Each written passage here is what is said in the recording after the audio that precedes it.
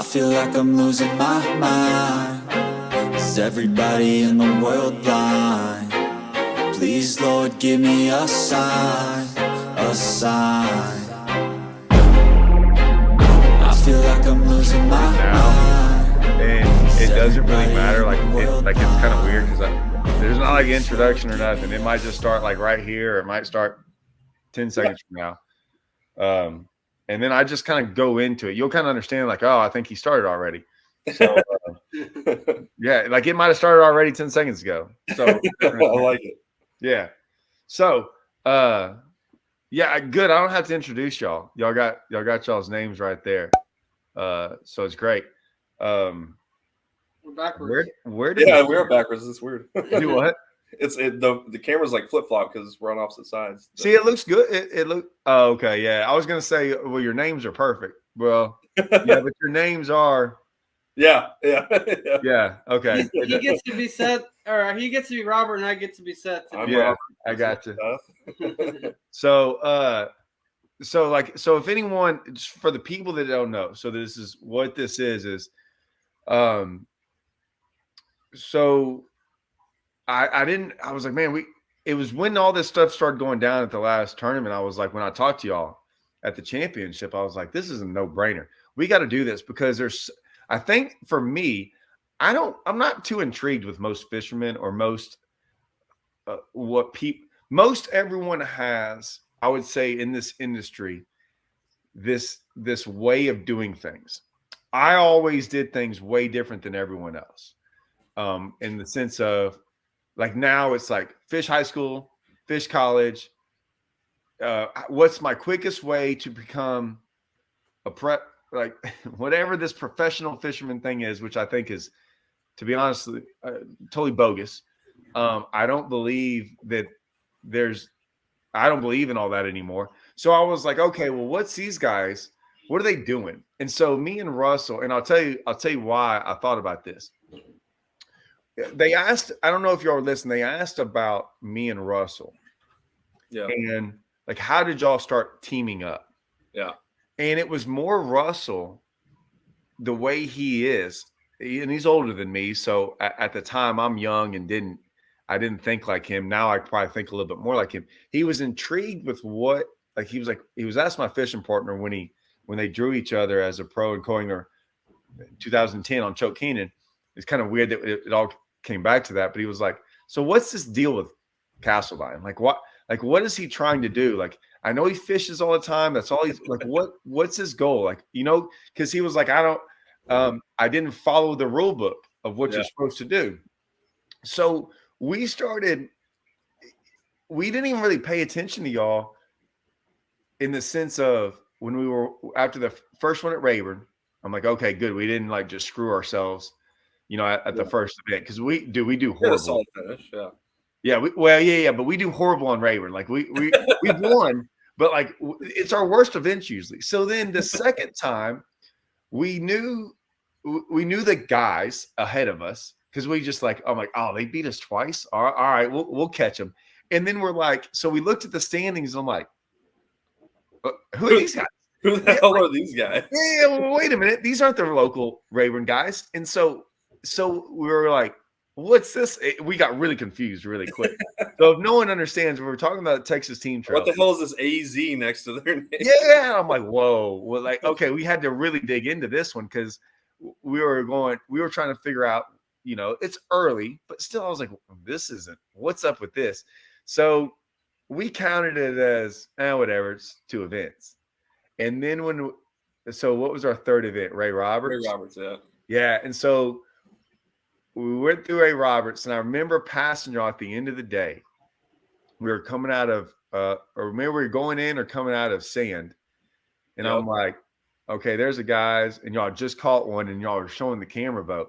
And I was going, and I know that spot. Like, I know where y'all caught him. And I was going, I was like, I wonder if they caught him again. And then y'all did. And I was going, oh, this ain't no fluke now. Like, then we were like, okay, so then we were like, what's their goal? Like, is this a YouTube thing? Are they really driving over here? So tell everyone and I'll finish all this about what all happened from Richland Chambers, the championship, and everything else. But I'll tell y'all, like, so if anyone knows, like, y'all, it was a 2-man race or 2-team race between y'all and us and Russell, and it wasn't close with anyone else, to be honest with you. Yeah. And so y'all blew everyone else away as well, but y'all did it from Arizona, and that really, I think it put everyone on notice with y'all that after that many events, 5 events, that's not a fluke. It wasn't like they got lucky here or there. It wasn't a fluke. So we still, though, me and you, we all talked a little bit after the end, but I don't really know what y'all are trying to do. Like, what's y'all's, do y'all have an end goal? Or y'all, so let's hear it. Yeah, I mean, it's kind of funny because, like, when we first thought about it, so we fished 2021 Texas Team Trail. Right. I remember y'all talking about that you did. This isn't your first time. And we finished 8th in AOY that year. So this is 23. So did y'all fish in 22? That year, you couldn't make it to the championship. Yep. So y'all did fish last year? No, 2021. But not last year. No, not last year. Okay. And so we had a good, good season and finished 5th in the championship. And the reason at Whitney. Yeah, we took 5th at Whitney. Okay. So we talked about it, like, before 2021. Why we decided to fish is here locally in Arizona, it's so hard to fish for big money or big events or a boat, right? And we had heard, where did we hear? I can't even remember where we heard it from. It was somebody or some posting or something. And we looked at Texas Team Trail, and it's like they give away a boat at every freaking event for first place. Like, okay, maybe no brainer. I mean, and then we looked at the entry fee. I was like, holy cow! Like $40 or $50 more than what we're paying to win $2,000. Yeah, so it's like a no brainer. It's like, okay, well, maybe we can risk it. We feel like, and on top of that, I mean, it's really a two-step deal with us. One, the payouts, right? Like, you can't go wrong with the payouts of Texas Team Trail for the amount of money you enter for, right? But number 2 is really we want to try and, like, grow our career fishing, and we don't know where we want to end up. I mean, obviously we want to fish at the highest level we can, but we still don't know if we want to fish, at the pro level or try to fish at that level, or turn into a Todd Castledine. Well, and you're not asking me, but I have zero problem telling you what I think about it all. Like, I don't. Now, hold on, because we've already watched your video, and so this is why we're kind of indecisive. That's what's kind of funny. On your whole tour level fishing and fishing for a living videos. Yeah, and what's funny is, so I did a podcast. We're halfway done with it.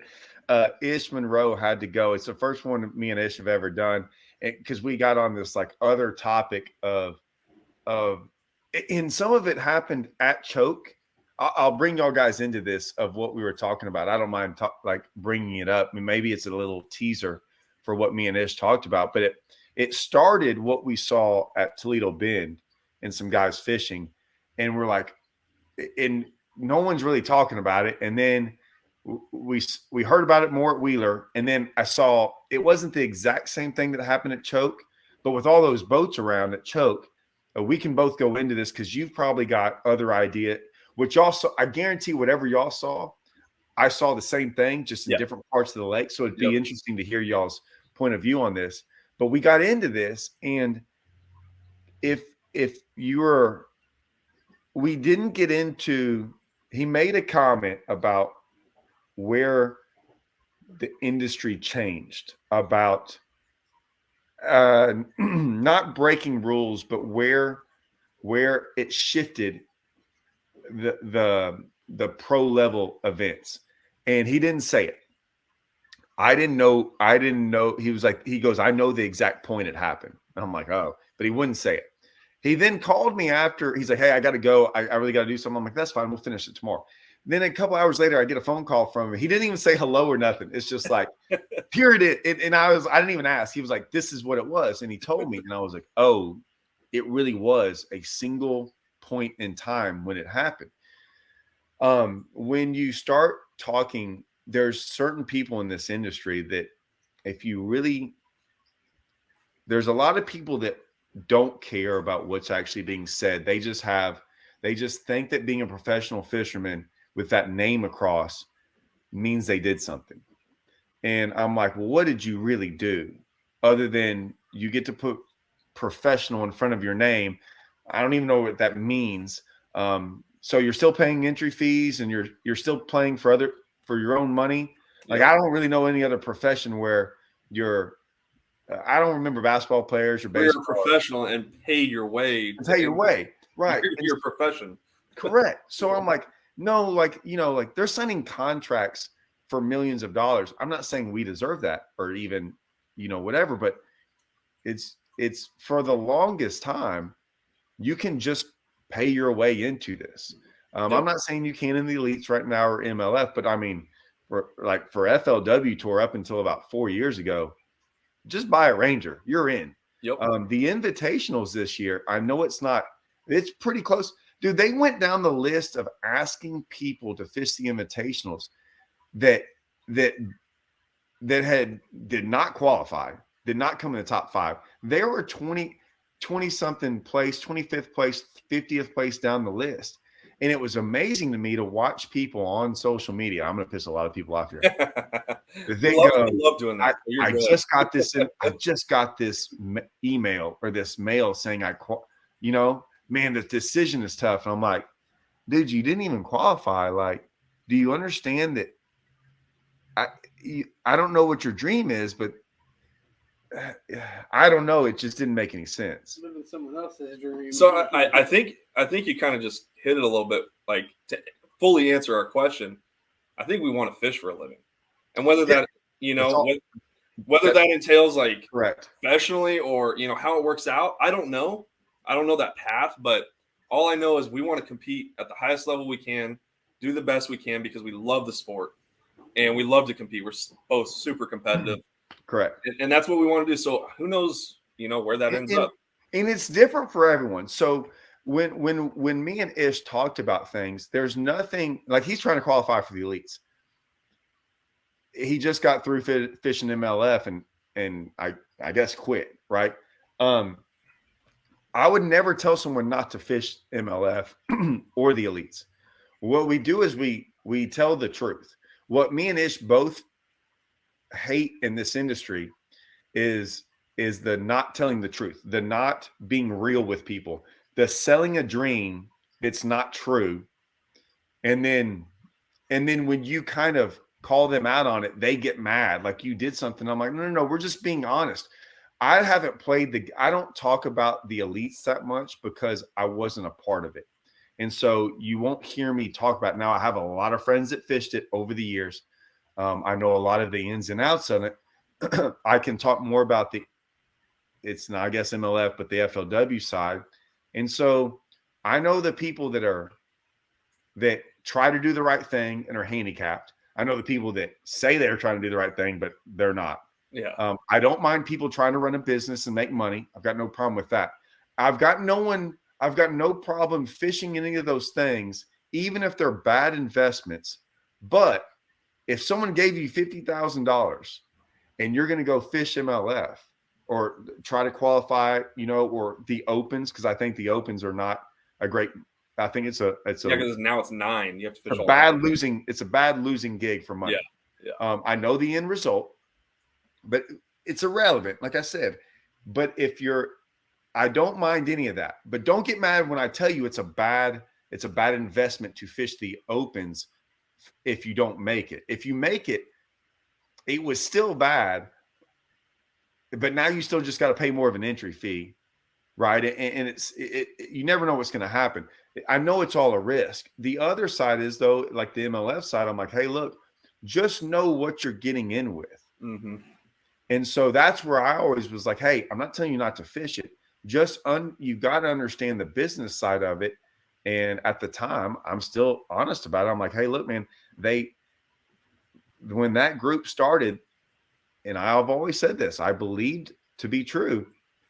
If I was in their shoes, I wouldn't want anyone else coming into that top 80. I would look out after myself and then second to top 80. And then after that, I don't really care because like those people are trying to take your spot. So I was like, hey, just be careful. They're not really out for you.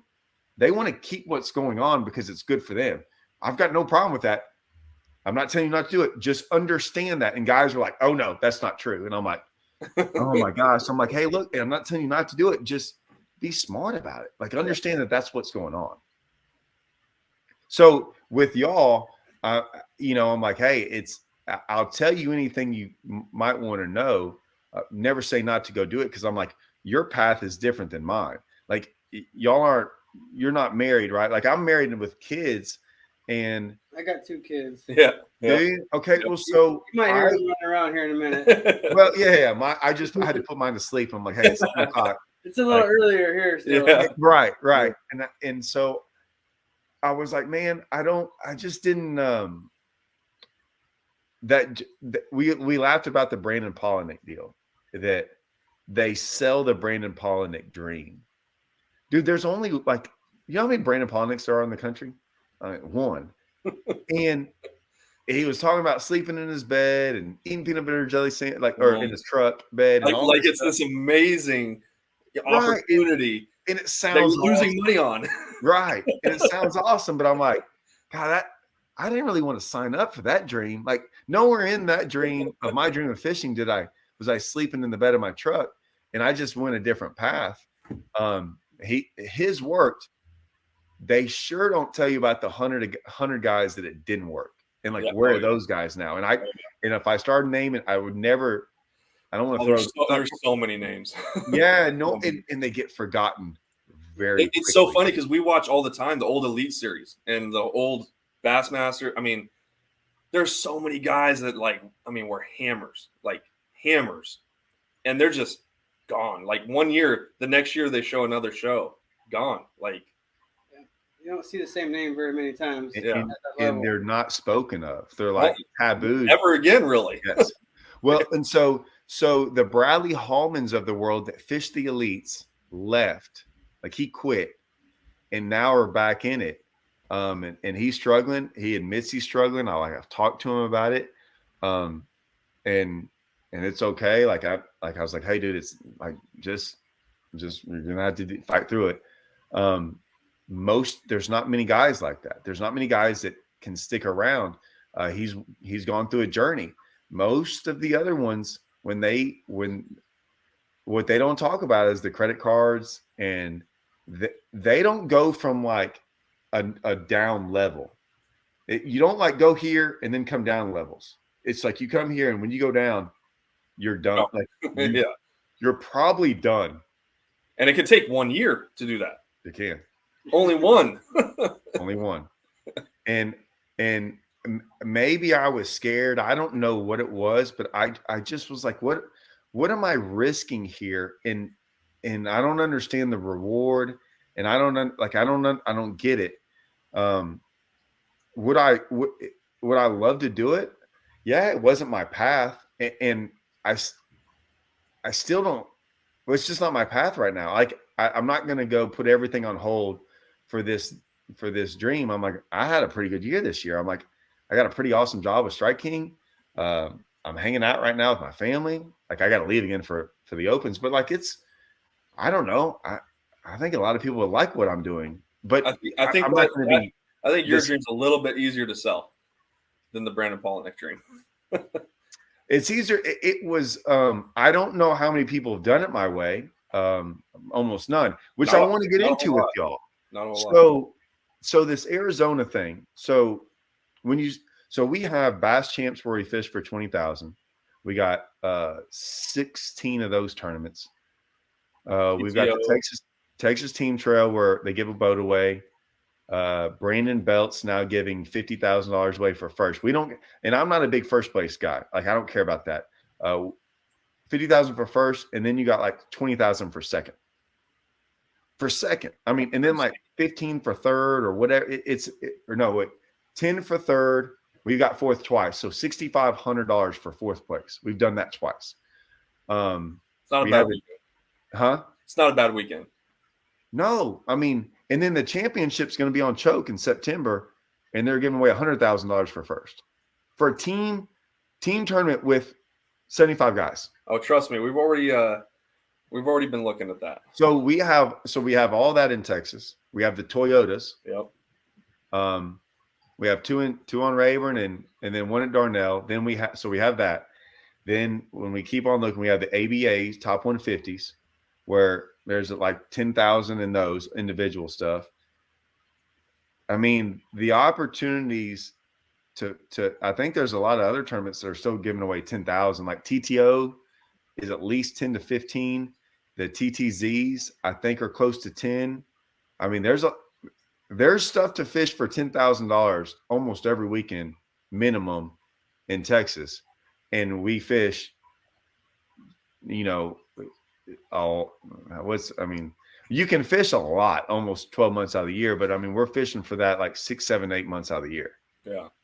Well, that's the nail on the head right there with us. Like, we see the opportunity out there. The difference is here in Arizona, there's no opportunity like that. Like, you pay $250, $300 entry fee, and like I said, the most you're gonna win is like maybe $3,000. I mean, the biggest tournament that I fished, there's been like 3 events that I fished in Arizona that 2 of them gave away a boat. Should have won a boat, and one of them's long story qualification, but won $20,000 in a championship, and literally that's the biggest payouts that we've seen. Okay, so because I don't know how the guys from out west did it. When I say west, California, I was always shocked when they're sitting there like fishing the elites, and it's all on the East Coast, and they're gone for so long. Obviously I was super lucky to be born in Texas, right? I didn't choose that. I would never leave. I love this place. We might never leave. Yeah, I'll never leave. Like, Texas is freaking awesome. When I went to, I picked SFA, not because I just looked at the map and I'm like, and I was only an hour and a half from SFA, but I looked at the map and I go, Rayburn, Toledo, college. Now, I didn't fish in college. It didn't plan out like I thought. Like, oh, I'm going to go to college and I'm going to get to fish on weekends and go. No, that didn't happen. I still drove back home and fished tournaments on Livingston and Conroe and stuff. But I never left Nacogdoches. So I still live here. Now I'm still right next to Rayburn and Toledo. And so it was a smart move on my part, if you can call it smart, or just that's what I wanted to do. And then I look up and I see these opportunities, and then I hear about the lack of opportunities everywhere else. Now, what I'm about to tell you, I would never do. I'm scared. My wife hates me because she's like, we're never leaving, are we? Not that she loves it here. She was a strength coach for a while, so she was getting job opportunities like crazy. Because when you're a strength coach, you get colleges were asking her to come here and there, and she was like, I can't even take these jobs. You're never gonna leave. But it is easier said than done. Is there ever a thought of y'all moving here? We talk about it probably like once a month at least. So Rob's a little bit more tied down than I am, but I have a girlfriend, Lainey, and we both. I mean, I think she's mentioned it more than I have, but she's like, I want to move to Texas. I want to move to Texas, and I'm like looking at Rob like, well, this might be a realistic opportunity here in the near future. The opportunity here is enormous, and what did it for me is like the teams. So what y'all have is special, and I mean that as the partnership deal, because how long y'all been fishing together? 5 years. 5 years or so, yeah. Okay, so me and Russell started back in I want to say like 2011 or something like that, and I've had really, really good fishing partners. Like my best friend before all that, me and him fished for like 10 years together. And I've had really good relationships with just about everyone I've ever fished with. But when you find someone that you can really like, me and Russell, like I said, we looked at each other like, okay, and he talked about it, 1 + 1 doesn't always equal 2, right? So you could be 2 phenomenal fishermen and it just doesn't click. 100%. And I've seen that happen. It clicked with me and Russell. I consider Russell a really special dude. Like we're both very, understanding about things. We both are pretty laid back, but take stuff serious. So like we can both goof around. Like we get it in the fishing. When we talk, we understand. We complement each other well. So when you get that, dude, it's hard to beat both of that. There's probably guys that are better fishermen than us, but it's hard to beat us as a whole. Yep. And that's where, and then you start to make money. And then when you can do that and be consistent and make checks every single tournament, I think me and him haven't missed a check all year long. And then you can go fish the individual stuff, right? And you pop one of those 2 a year, and then next thing you know, the money starts adding up. Mm-hmm. And then it's like, okay, then you can go and fish. You can take it to the next level. But the only thing that's hard around here is when you take it to the next level, you can't fish the lower level anymore. Yeah. So they were very adamant about, like, I don't know. I think it's changed a little bit. That's a little bit not as strict, but I mean, before, like, you fish the tour that, like, you look in Texas, you can't fish anything. Yeah. That's how a lot of our tournaments. And that's Arizona. Yeah. Same way. Yeah, but I mean, y'all aren't giving up that. Like, we're giving up boats and 20,000 like constantly every weekend. Yep. And I was going, hey man, I don't have to win. I only got to win once or twice a year, and I mean, you made your salary in one yeah, yeah. And then add on all the other checks that you get along the way. And I've had a lot of talks with people, and to this day, I talk a little bit about YouTube, but what I'll say is that I said, man, the elites still have a hard time. MLF and elite guys still have a hard time that if you're doing what y'all are doing and you're in top 10s or you're winning events, or I don't care if it's a small event, like, unless you're doing it at your one lake, like we got guys from Rayburn and all these lakes that just stay on their lake. Yeah. I'm not talking about those guys, but if you we have those guys too. Right. And they want all this. They want all these things. And I'm like, hey, look, man, like, just step back and look at it from a business standpoint of view. You can dominate on Rayburn all you want to, but no offense, no one outside of Rayburn cares. You can do it on Toledo, outside of Toledo, no one cares. So you're impacting a very small percentage of people. If you can broaden that to Texas, now that's a very big thing. Now, then if you can make it where you're kind of traveling a little bit even further than that, now you've got this, and then you put YouTube in the mix. Now you're reaching a whole bunch of people. What I would say is once you can do that, that's the person I want. And if you can do that at a consistent level, an elite guy finishing in the bottom 50 every tournament, what is he really like? He's never getting airtime. They're not doing certain things that cross check marks off. Yeah. And I'm like, I'd take a guy who's regionally better. And I've had a lot of sponsors say this, like, a regional guy who's better and is consistently being up there, talked about, all these things.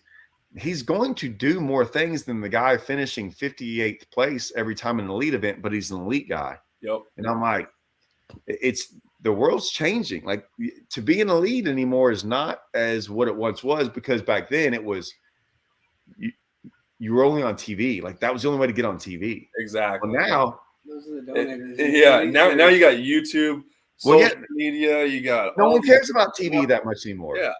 Like, they can watch this. Most people watch this, not turn on Saturday morning fishing. Correct.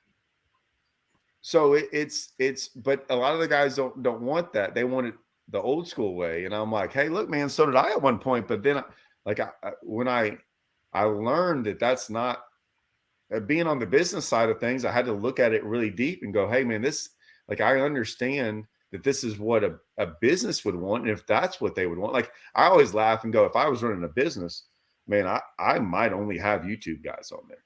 That's crazy that I'm saying that, because I don't even like YouTube people. Yeah. But I understand the power of it. Yep. Just like lifestyle. Yep. Huh? Yeah. It's we what? don't like it that much, but you got to have it. You got to use it. It does. It's like YouTube. You got to. Well, so if anyone, like I said, y'all ended up killing it back at y'all did. What'd y'all finish at Ray Roberts? 21st. Yeah. So, I mean, you killed it there, came back to Richland Chambers, and Richland scared us more than every other lake. I don't even want to talk about Richland. Oh, let's hear it. Oh my gosh. We got now that we're on Richland, we got to tell the story about Richland. Okay. Yeah, we didn't even catch a fish in practice. Not one It bass. was- it was No, good. no. Two practices. So backstory, how we worked, the travel with Arizona and trying to. We're going to get into this travel thing in a second because Yeah. this is what I'm really interested in. But as far as getting time on a lake, right? That's the most important thing. You can do all the research in the world, but until you lay, your eyes on the water and see what's going on, it's a different story. But so after the second event at Rayburn, I think we were on the way to Rayburn. Yeah, it's on our way to the Thursday. second event. So we're on our way Thursday. And Richland Chambers is literally right on the way. And we're like, hey, let's go pop and just look at the lake. Yeah, we've seen the sign for it. We're like, hey, let's swing on by. We don't got to launch the boat. We'll just fish from the bank. We'll just fish from the bank for a little bit. So the second one was in March 14th? Yep. Okay. So we pop in just from the bank just to look at it. And we both grab one rod and we're like, okay, we each get one rod. You take whatever you want. I take whatever I want. We got to catch fish on. He sticks like a 3.5 pounder instantly. And then I break off a big one underneath the dock. And I'm like, man, this place is freaking awesome. We're from the bank and it's on fire. And so we got it's kind of like what happened at Choke Canyon. It's we thought it was going to be a different story there. And come to find out, after doing a lot of research and talking to people and stuff, networking, the lake just doesn't have the population that we thought it did. And it's got big ones, just not a lot. Big ones. Yeah, it's got big ones. It's got big ones. I'll tell you that. But man, we popped over there, did that thing, and then we pre-fished the official practice, and we didn't catch a bass. Literally did not catch a bass. Or no, that was the weekend after. No, it was the Sunday. Yeah, the Sunday. The Sunday. After So it was the Sunday after Rayburn. The Sunday Okay, after Rayburn. okay. So we went there from the bank, and then we went there on the boat on that Sunday after Okay. Rayburn. Okay. We didn't get a bite on that Didn't get a one bite. either. Not a On bite. Sunday, you didn't get a bite. Didn't get a bite. Okay. So come to official practice before Richland Chambers at Richland Chambers. We go fishing, and it's probably 11 o'clock, 12 o'clock. Still haven't got a bite. Still haven't caught a bass. And we pull up. We're like, you know what? I wonder what phase are these fish in? So we pull up to this little rock pile, a little offshore, kind of close down to where we saw you down there. And I stick one on a Carolina rig. It's 4.5 pounder. I'm like, okay. And I graphed it over, and I saw quite a few fish on it, and I thought they were bass, but we hadn't caught any, so we're like, we don't know what. Well, and it's the 5,000 hybrid, 5 million hybrids in that lake. A lot of those. So hard to grab. It is. But anyway, It is. so we decided, you know what? Okay, we found out at least one type of thing that's holding these fish. We're just going to find as much of it as we can and hit as many spots as we can. Yeah, we spent the rest of the day just graphing Yeah. as many Literally. rock points offshore as we could. But I did get one big bite that actually ended up being our key spot. I got one big bite close to where we launched on the south side of the bridge, and got one big bite in practice, and I missed it, but I felt the weight on it. It felt big. Was it on a roadbed? It was on a brush pile. Okay, cool. And anyway, so we're like, okay, so we get tournament day, right? And we caught one right off the bat, decent one, so 2.5, 3 pounder, and we ended up getting to about 11:30, and we've got 2 little ones in the boat, the 2.5, 3 pounder and a squeaker, and we're stressing AOY is on the line, we're right there, and we got 2 fish in the box at 11:30. We're stressing out. And then we had a bigger heartbreak happen to us a few minutes after that. So then we pull over to that big fish where I got a big bite in practice, and Rob starts throwing a freaking biffle head on this rock point, and he's like, dude, I think I got bit. He's like, I felt like I got bit, but it's a real soft bite. And I don't know if you noticed, but they're eating really weird at Richland. Yeah. Really, at least for us, they're eating really strangely, just kind of nip. It was almost like they're in beds, and you cast back and catch one after you got bit. Well, I'll explain our story later, but yeah, go ahead. So it didn't really like that for us, but I'll explain why. So he cast back there after he got big, same spot, and almost immediately was like, dude, big one. Comes up and it's on the tip of his cast. I mean, cast a biffle head a country mile, and it's on the very tip of his cast. Comes up out, and I'm like, oh my god, that's a giant dude. And we're both like, at this point, I mean, our heart's going like 200 freaking beats a second, and it gets to the boat, and I told him to ease off of it, and I shouldn't have said anything, but he eased off of it and turned the rod the other way. This fish comes up full body out of the water, literally like 3 feet from the tip of the net. It's every bit of 8 to 10, and comes off, throws the bait. And I've never seen him get emotional in a tournament ever. And I don't think I've ever really been emotional in a tournament. And we both, like, our hearts just went like down to the bottom, or like, because we knew how hard it was to get a bite. Dude, our story is so funny. Like, you're gonna love this. Go ahead. So then we end up sticking 2 5s after that, and kind of salvage our day. But we're like, but we only came with 4 fish. We only came with 4. That's right. 4 fish for like 16, right? Yeah, so that 8 to 10 would have been all profit. We would have been probably up to the top 5 somewhere. We would have had bare minimum 22. Yeah. So it was an interesting day, and after that, I was like, man, I know Todd caught him. And well, listen. So we had the same day, but not the same how it all went down. So I'd only been to Richland one other time at a Texas Team Trail, like I don't know how many years ago. I didn't know anything about it. Russell's won a TTT there. He's at least, I bet you he's won at least 2 events there. Now, when I say this, they were in the 90s.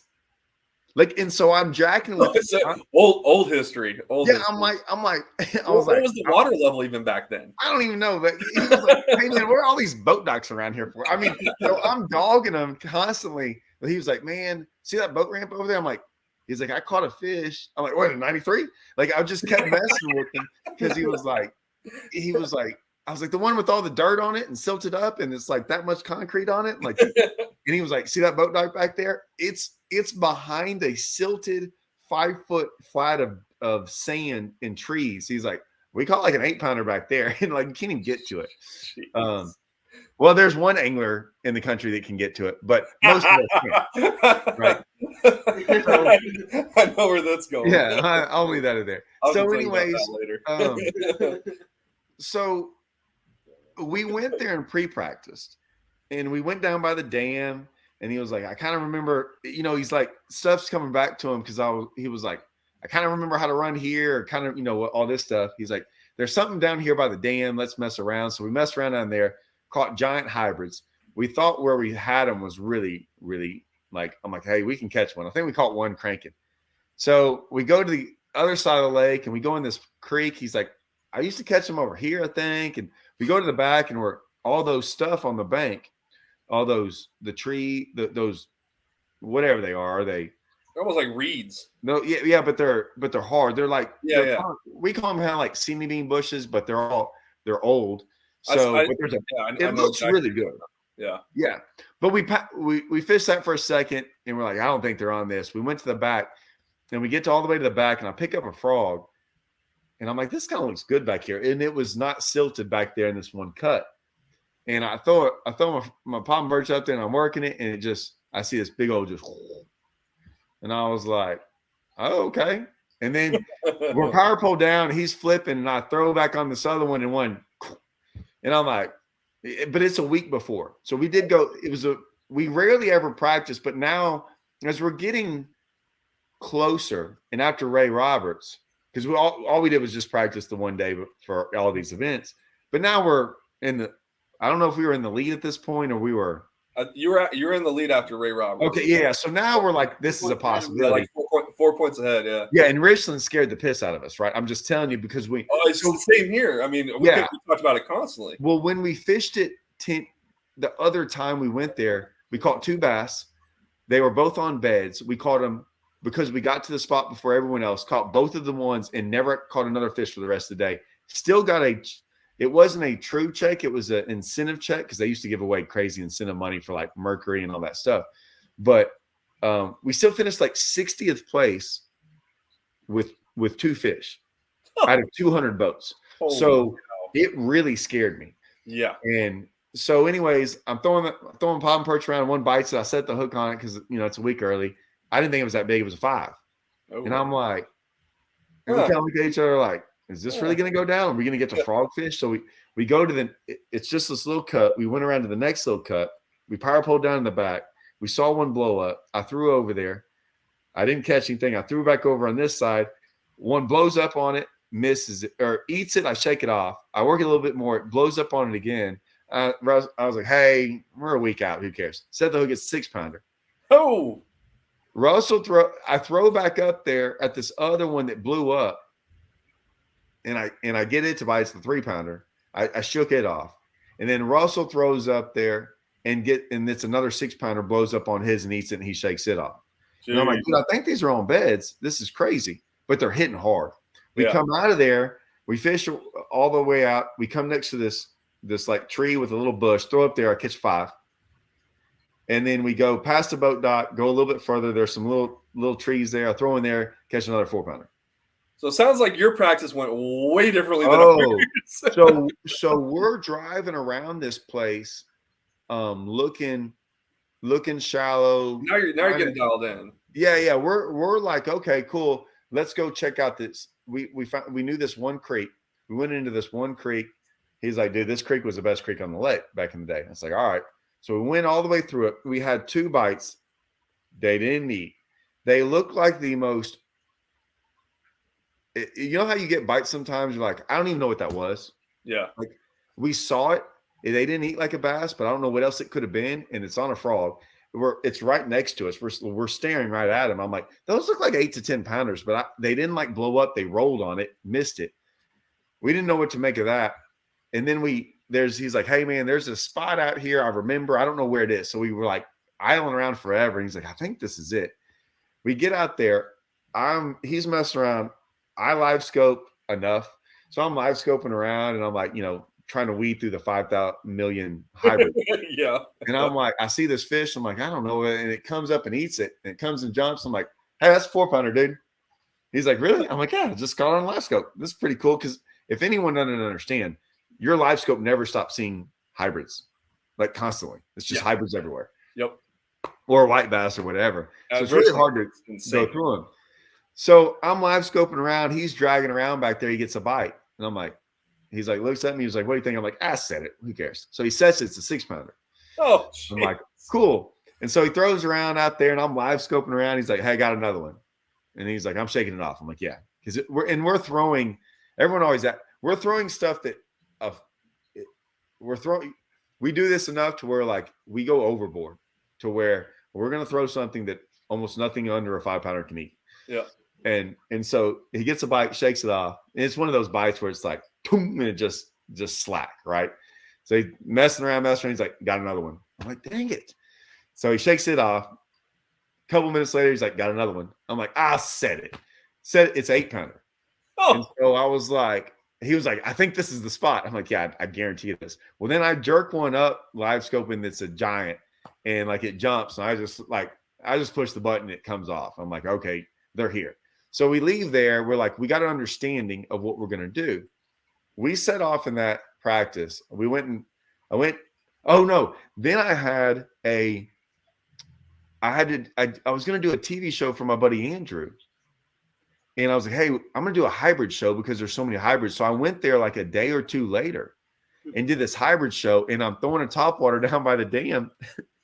You're right. Because all these hybrids were down there. And the only bite that I get down there is a freaking 5 or 6-pounder, which is funny because it was really close to where the winners caught them. Really? So, yeah. So I catch that one. And then I do the hybrid show. I go around fishing and I figured out this like real finesse type deal. I finesse fished the entire practice and got lit up. And I'm like, I think I can go behind everyone. I take it back. I caught another 7-pounder cranking that day. And then I started out cranking that morning and caught another 6-pounder. And I'm like, this is insane. But we knew how it was going to fish with the people in the spots. Yeah.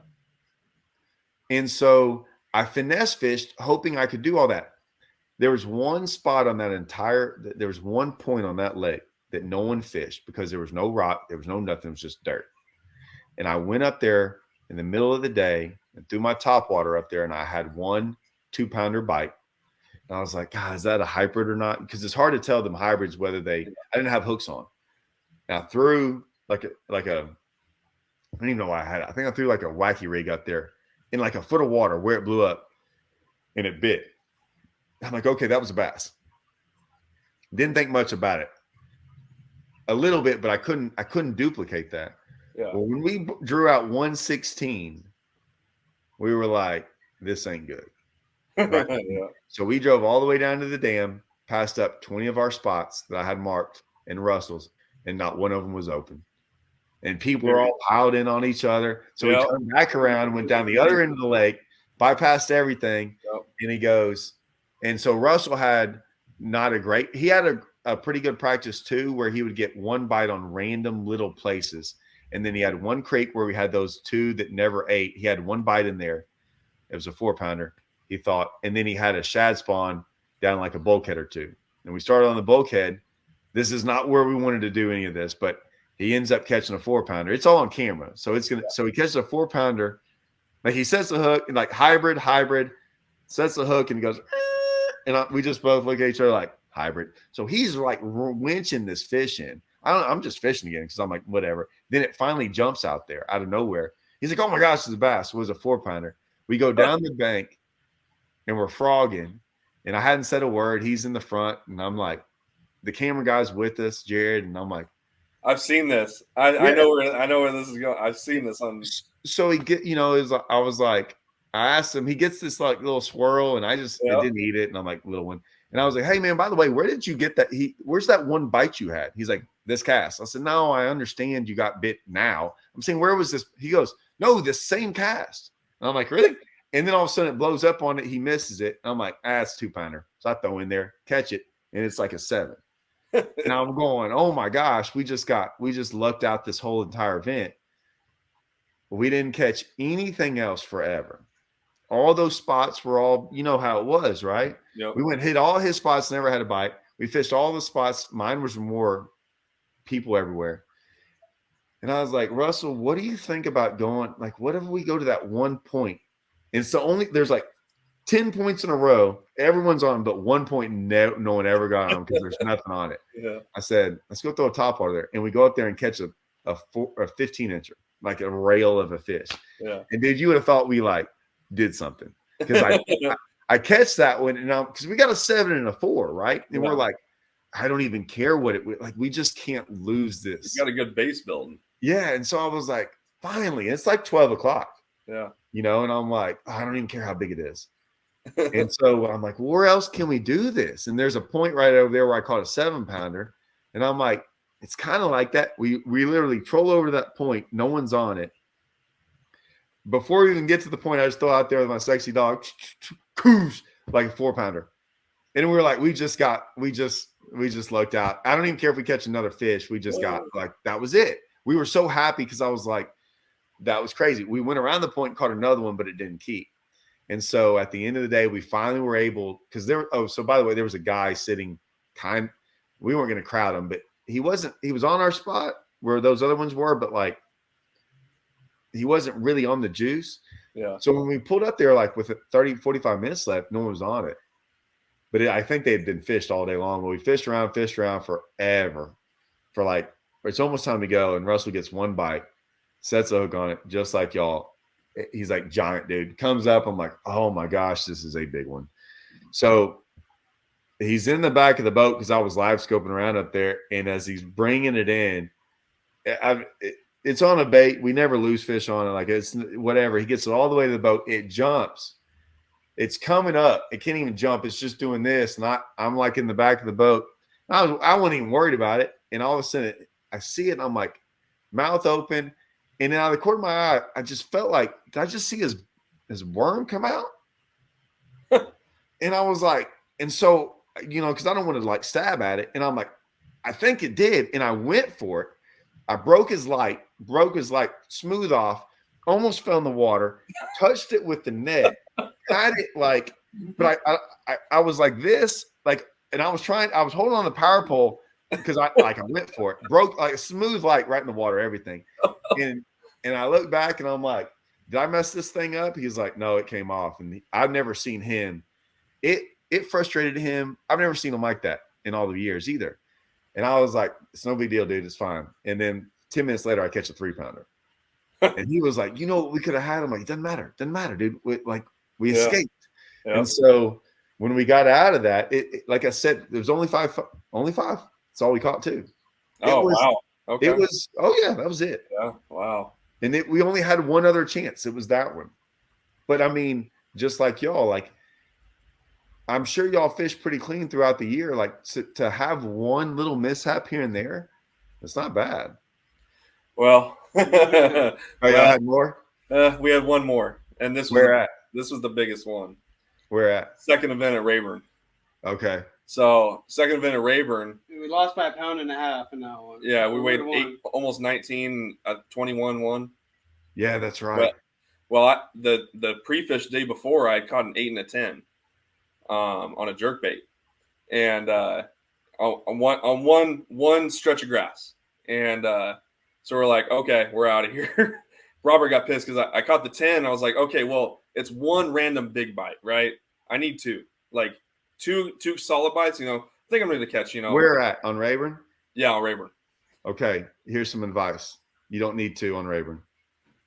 That's a good. Hey, I'll take that. That's what I told him. It was the only time I ever got mad at him. Well, hold on. So listen. So you will never get a random big bite on Rayburn ever. That's good. That's good. 5-pounders don't lie, and anything bigger than 5 pounds don't lie. If it's bigger than 5, if it's like 7 to 7, it's not random. Where I don't care if it's deep, shallow, whatever it is, it's not random. That's good to know. Well, so I stick an 8 and 10 tournament day. Completely different conditions. I don't even you remember the second event at Rayburn, but the Friday. Yeah, because we sight fished a little bit, so it was dead calm. The Friday before was windy, rainy, cloudy. Yes. Complete opposite conditions, and so the jerkbait was great on Friday. I mean, phenomenal. And that we were looking at the conditions like I got to have some other options. We got to think about some other options here. So I had a swim bait that I really like to throw and started off with that. So we started with the jerkbait to see if we can get any, first thing before that sun got up, and didn't get anything going. Started throwing the swim bait around, got a small limit. And it, again, comes to about, we got probably, how much weight do we have in the boat? Like 10, 11 pounds, probably 10, 11 pounds on 5. And we're like, okay, we need to make a move here. And it's about 12 o'clock. So we make a move, 11:30, 12 o'clock up the deer stand and to go flipping in some brush because we had done most of our damage up there in the first event. And so go flipping some of the buck brush and stuff. He sticks a good one, like 4.5, 5 pounder. I was like, okay, now we got some momentum a little bit, And then I stick a good one, like a 3.5. Like, okay, conditions, obviously are playing to this. And now I'm thinking in my head, we might be really behind the 8 ball because a lot of these guys have been up at this buck brush all day. And I'm like, are they in here? And it didn't really end up panning out. We fished for another 45 minutes, an hour, and it didn't really pan out to like, you could go up there and catch 80 males. I mean, just insane. But it was so hard to get a female bite up in that buck brush because they just didn't seem like they were in there very good yet.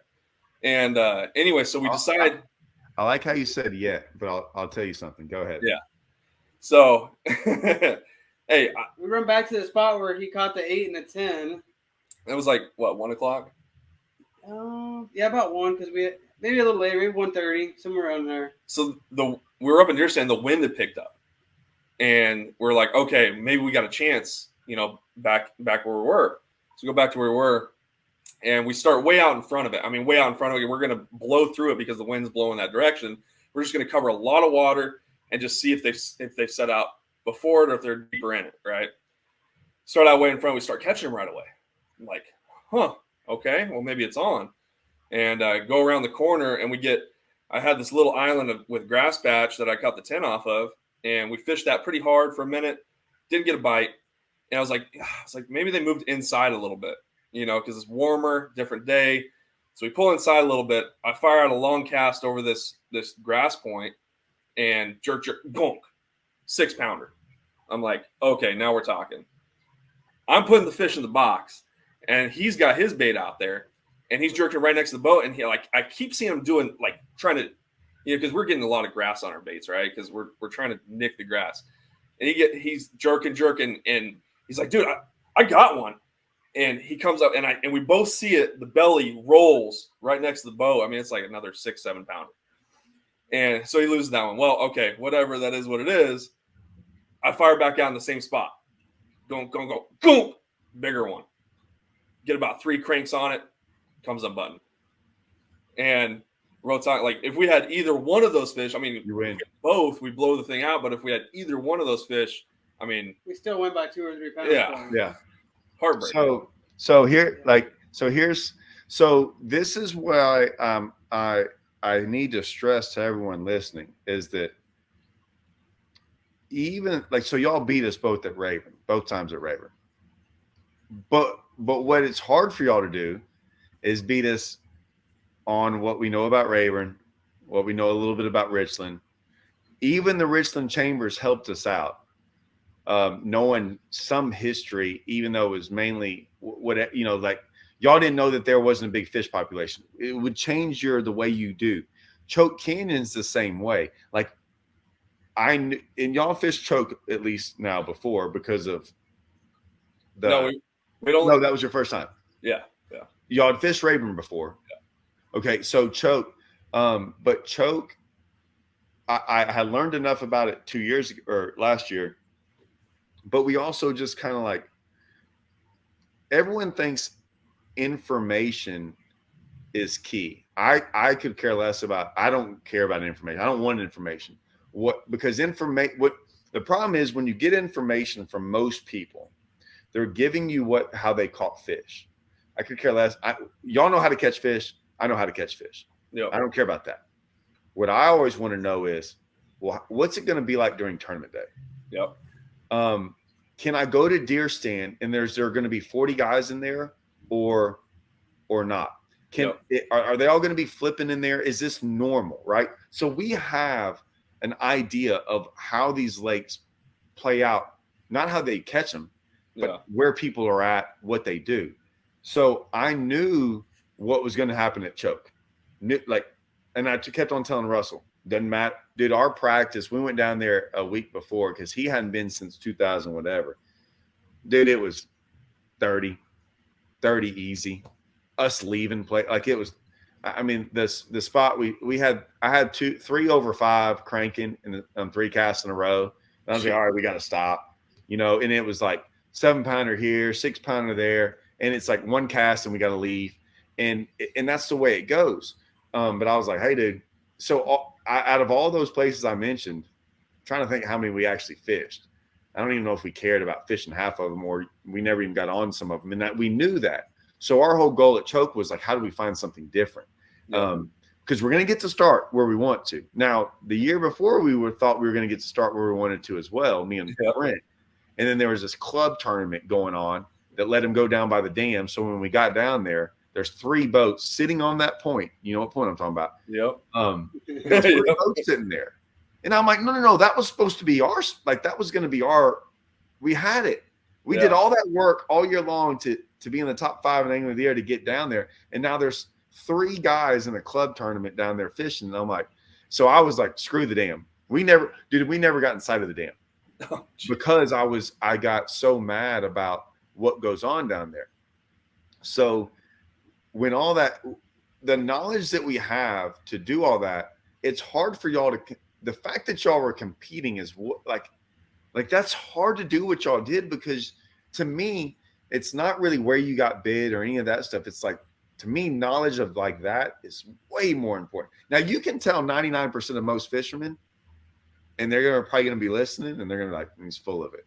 Yeah. But y'all, I think it would agree. Like 100. It goes back to, like, we were watching an episode and you said something about outfish. I think it was in your Deep Waters episodes, one of your episodes of Deep Waters on Choke. And we are 100% in the same boat where you can outfish people in the grass. Yeah.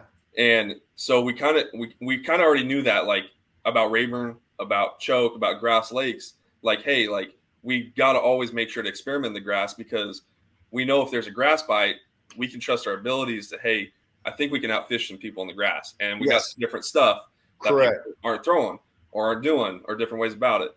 And so that's how we tackle Rayburn. That's also how we tackle choke. I mean, like I said, like my second or third cast, freaking 10-2 on a topwater. I'm like, we got to go find more of this. Well, I don't think we ever got bit again on it. So, well, here's the crazy part. I caught like a 6 on Chapo. Oh yeah, No. I don't even know where this is going, but I think I did. So this is funny. Okay, I got to tell you a little story, a little offset, really quick here. So, am I involved in this? A little bit. So, yeah, because you're involved in. So okay. This is gonna be great. Okay, so this is great. So he's like, we both made sure. So we're at Copper State Tackle before we left for choke. We're both like, we got to get one black Chapo a piece. Yeah, one black Chapo piece. And so we both got one. And mine's still in the package. But he opened his. I was like, because I like throwing a walking bait a lot. I love the shower blow. And I'm going to throw that, and you're going to throw that, right? So he's throwing the Chapo. I'm throwing that. And we come to this one little spot around this creek bend and a little bit of grass. And I'm throwing over the grass. And there's one tree out off the grass. And I throw up there, and I get bit by like a 4-pounder and kind of just shake him off. Well, he gets a freaking big one blow up right on the tree on the Chapo. Well, then we see you. I think it was the second day. It's when you power pull down on that little island. When you power pull down on that little island, I'm like, yeah, he's not throwing that little swim jig where the hell he's throwing. And look, I don't know, it was white, whatever you're throwing. And thank you see me throwing the Chapo on when we came into each other. So I told him, I was like, hey, make sure you pick up that Chapo as we go by him. Oh, well, so like I said, I don't really care what anyone else is doing. So I'd already tried the Chapo throughout the middle of the day when we had came down there earlier. And I'm like, I got to find the shallow bite. Like I have to figure out the shallow bite for all the reasons of all this deep stuff where everyone's going to be on top. Like, yep. Like, and at this point in time, we're like, hey, look, we're going to go for the win. But we're only going to go for the win at a certain cost, and it's not going to be like we're gonna be careful about not trying to give anything away. I'm sure y'all are the same way. Yep. And so it's like, you got to manage that. So for the fence, but not all the way for the right, fence. right. So it's like, okay, I got to spend some time out here, like, and I know that I'm like, well, wait a minute, I know what I found last year. I found it at 10 o'clock, and if I'd have just done that the entire time, and dude, I just don't think anyone would have come close to us. I think we would have blown it away. I think we would have caught 25 pounds a day easily both days and maybe more. And I was like, they were untouched. They were like the dumbest fish, and it was awesome. So I was like, I know it's not set up that way, but there's always something up there. There always is. Yep. And so I was going, okay. So on day 2, but every morning, so I said, Russell, I'm gonna go start on the spot that we plan on starting on, to see if we can even get bit there, because I think it's more of an afternoon deal. Let's see if I can get there a bit in the morning. Had 2 bites and freaking rolled out. And I was like, man, and I did all, and I checked other stuff, whatever. On day 2, I said, I see y'all. Did I see on day 1 or day 2? Day 2. You sure I didn't see y'all on day 1? No, it was at the end of day 1. Was it at the end of day 1? Yeah. It was. Because we didn't want to throw topwater the day before, the dirt. But you were throwing. So when y'all came across, when y'all were coming out of that, so y'all were in that pocket, correct? Yeah. So Russell's closer to Callahan. I'm on the phone with him, and we're talking, and I'm like, "Where are you?" He's like, explaining. I'm like, "Do you see me?" He's like, "Yeah, I see. I think I see you out there on that point." I'm like, "Well, I'm kind of real close to the bank," and I'm like, "Well, you're looking at the guys behind me." And now I couldn't see y'all because I didn't know y'all were in that pocket. And it's not a pocket, but you know what I'm talking about. And so I'm like, no, I'm out here. He's like, do you have someone with you? I'm like, no, that's probably my seat. And he was like, no, I see the guy in the pocket. I'm like, there's no one in the pocket, but I couldn't see. And he was like, dude, that's you. I'm looking at you. There's someone in that pocket right there. I'm like, oh, okay, whatever. But he's so far away, he can just see a silhouette. So he doesn't know it's y'all. I can't see y'all. So I'm going along, and I'm like, and we caught some fish there. So right where y'all were coming up, like when I first saw y'all, there's a little stick out there. Well, on day, y'all probably don't realize that. So if y'all watch that series, remember when Brent catches a random crankbait fish? Yep. It was Yep. right there. Well, why do you think we were over there? Oh, really? Could you tell? There's no way you could tell that was it. Bro, you Really? don't know how we do research, man. Okay. So that's where one blew up on that high spot, and then he just randomly threw out there and caught that one. So, whatever. And we started there the next day and never caught a fish there, so we didn't know how good it was. Well, I'm fishing all around there, and I see y'all come around, and whatever. So, and I never get a bite there. Didn't care. But I saw you. Were you throwing a glide bait? Mm-mm. But y'all were on the bank. I was throwing the Chad. Oh no, he was. Yeah. He Yeah. was throwing a Chad. He was. Yeah. I thought you were though. No. I thought you were, Seth. No, I was throwing a walking bait, I believe. Okay, and that's what I was throwing. And so when y'all came around there, I was going, well, not many people fish that way. They just don't. Like, and I don't know if y'all had gotten bit that way, whatever, but people don't. There was not people doing that. Nope. At all. I do that. And so, but it hadn't worked for me really. But I still didn't care. I was still doing it. So after all that, whatever. The next morning, I'm driving down the lake early in the morning. I said, I got to go figure out this shallow. Maybe it's a morning deal. So I'm going down and I look over there right where that place is. And I'm like, give me a second. I pull up. As soon as I pull up, one blows up in like 10 foot of water right next to the boat. I'm like, that was kind of weird. I throw up there shallow on that high spot. Not where y'all saw me, but where y'all were coming around. Yeah. I throw it there. I'm like, okay. So I left there, fish some stuff for a while, for like 30 minutes, get in this pocket. And when I go down this pocket, I'm throwing there's nothing in this pocket. It's just dirt. I'm throwing. I throw out there and hits the water. I'm in 1.3 foot of water and I can't hit the bank. And catch a 5-pounder. And I call Russell up. I'm like, hey man, it's on. He's like, you think? I think there's a chance. Yeah. I get to the back of the pocket. Now we caught him there in this pocket the year before when there was grass there, but there's nothing in there. Yeah. I'm now where my depth finder won't read 1.3. I can't hit the bank. It's so flat. I throw out there. I'm going all through there and I finally get a bite. I'm like, that's weird. And then I get another bite next cast. And there's nothing. And then I go a little bit further and they start busting in a foot of water where I got bit. And I'm looking at it, and then one's blowing up on mine. I'm reeling in. There's like 3 or 4 trying to eat it. And I'm like, so I just put it on high, went a ways, like 100 yards, threw out there, get bit, catch one. And then they blow up there out there in 4. So I throw out there, catch a double. Oh my goodness. And now none of them are giant except that one.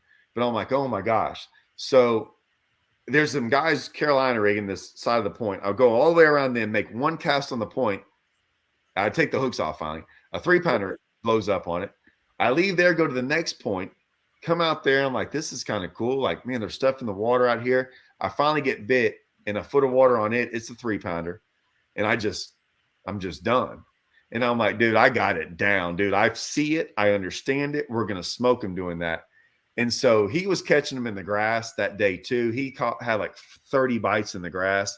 And he was like, dude, I had a couple big ones. So I'm like, we're golden. We got backup. We got all this stuff. And we never caught a fish out of the grass in the tournament. That whole pocket, we never caught a keeper. Really? We didn't do it very much on day one because we got to start on our spot. Yeah. We tried it at 10 o'clock, the topwater deal. We caught 5 fish, all little ones, which I was like, dude, I never caught a small one. We went and fished the grass. He might have caught 1 keeper. No, he caught a fish that didn't help us. And that was it. And then on day 2, we started in the grass and never caught a fish. Went to the topwater deal, or we started on another spot, caught 2, did something else. We went to that point. When we pulled up on that point, we had 2 or 3 big ones hit and they all missed. And we only got 2. And I'm like, here's this tournament. And it's all about to go downhill. I finally catch a keeper on that topwater. One finally connects. And then my next cast, or like 5 minutes later, I catch a 5-pounder. And then they start kind of busting here and there. We ended up catching like 7 or 8 keepers in a foot of water. And no one was even would even think about throwing up there. And then later on in the day, we got to fish one of these. We randomly stopped. I don't know why we did it, because we stopped in the middle of the freaking lake. And that's when we caught that 8-pounder. Really? And I did lose a 6-pounder like 10 minutes after that. It wouldn't have changed anything about. We still would have finished third. But so when I saw y'all on day one, and then when I started getting bit on day two, I told Russell, I said, "Oh, this ain't good because of y'all." I said, "Dude, they probably started on this from day one and are ahead of us in like knowing what's going on, and where y'all were doing it, or I thought possibly the best area was from there back to the ramp." Yeah. And I was like, dude, this is, if they figured it out, like it's going to be bad for us. So I thought y'all had it dialed in pretty good. Well, it was weird. We had one good day of practice, one bad day, and in tournament we had one good day and one bad day in tournament too. So it was like we were hit or miss. Yeah, I know. It was so no one called them. There was like the second place team, and I would say us were the two leaders, teams. 5 pounds and then 39 pounds. So it's like, yeah, right. So and then the guys that came in fourth, I know him. He was Randy Qualls, and them, like he was my legend. He was own legend. They had like 12 and 24, or like maybe they had 8. No, they had 8 and 24. So there weren't a lot of guys that went out there and caught. And we had 14 and 20, which isn't exactly consistent, but for this tournament, that was about as consistent as you can get. And the guys that won it had second had 15 and 24. It got so stupid on Thursday. I stuck that 10-2, and then we had those other big bites. I mean, we were sitting at like 27 pounds by like 11 o'clock, and we're like, we thought we were going to catch 4. We just need to go looking. Like don't even fish anymore. Like we just need to. I can put my eyes on it, and I know what we need to find, and we'll mark it and just hit it all. Like game over. Like it's on. And that topwater bite, it changed. I don't know what the grass bite changed. The topwater bite, it went. What was weird is the second day set up like the best morning, best topwater morning. Yes, we were both thinking like, dude, today's our day. Like we're gonna go smoke them today. Yeah. It just did not work that way. We figured we had set ourselves up to where we're like, hey, y'all can win it. That's fine. We just have to catch 12 to 14 pounds. I'm like, dude, if we go just in the grass, we'll catch that. And after an hour, we're looking at each other like, Russell's like, dude, I had 12 bites by this point on Friday. And he shook all of them off. He didn't even have a hook. He was like, no one hit it.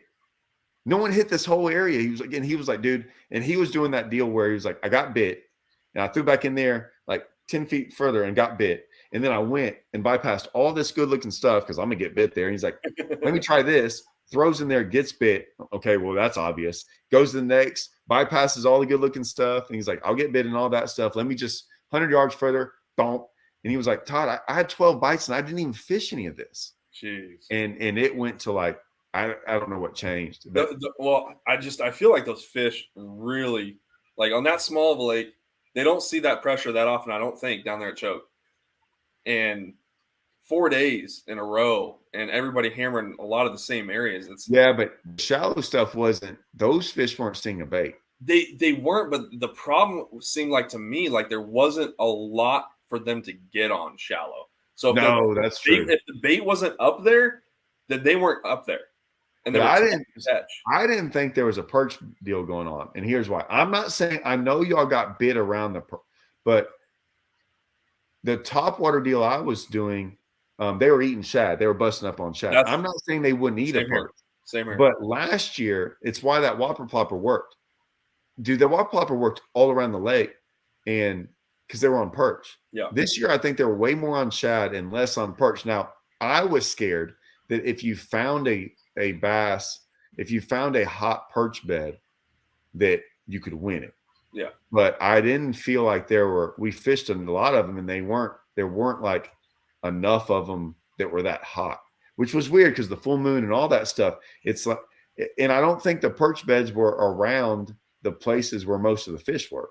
No, that's funny that you mentioned that because they weren't. We would be graphing out randomly and they'd be on a 12 feet deep on a no nothing, like point. No nothing and no other fish around, like no other fish around. Yeah. Usually when you see those perch beds, you're like, there's some fish around, lurking around, waiting, and they weren't. Yeah. And what's funny is we say about the shad eaters, like we were targeting shad eaters, we weren't targeting bluegill eaters. Correct. And the guys, Austin Miles, who was leading after day one, said every single one of his fish over 5 pounds that he caught in pre-fish, and he pre-fished those 2 days before, on the weekend before, and in official practice, all had gizzard shad down their throat, fork tails sticking out of their throat. Well, so when we pulled up on that one spot, and I was cranking, and the week before I was cranking, and I catch a big one, okay, and so I get it in, and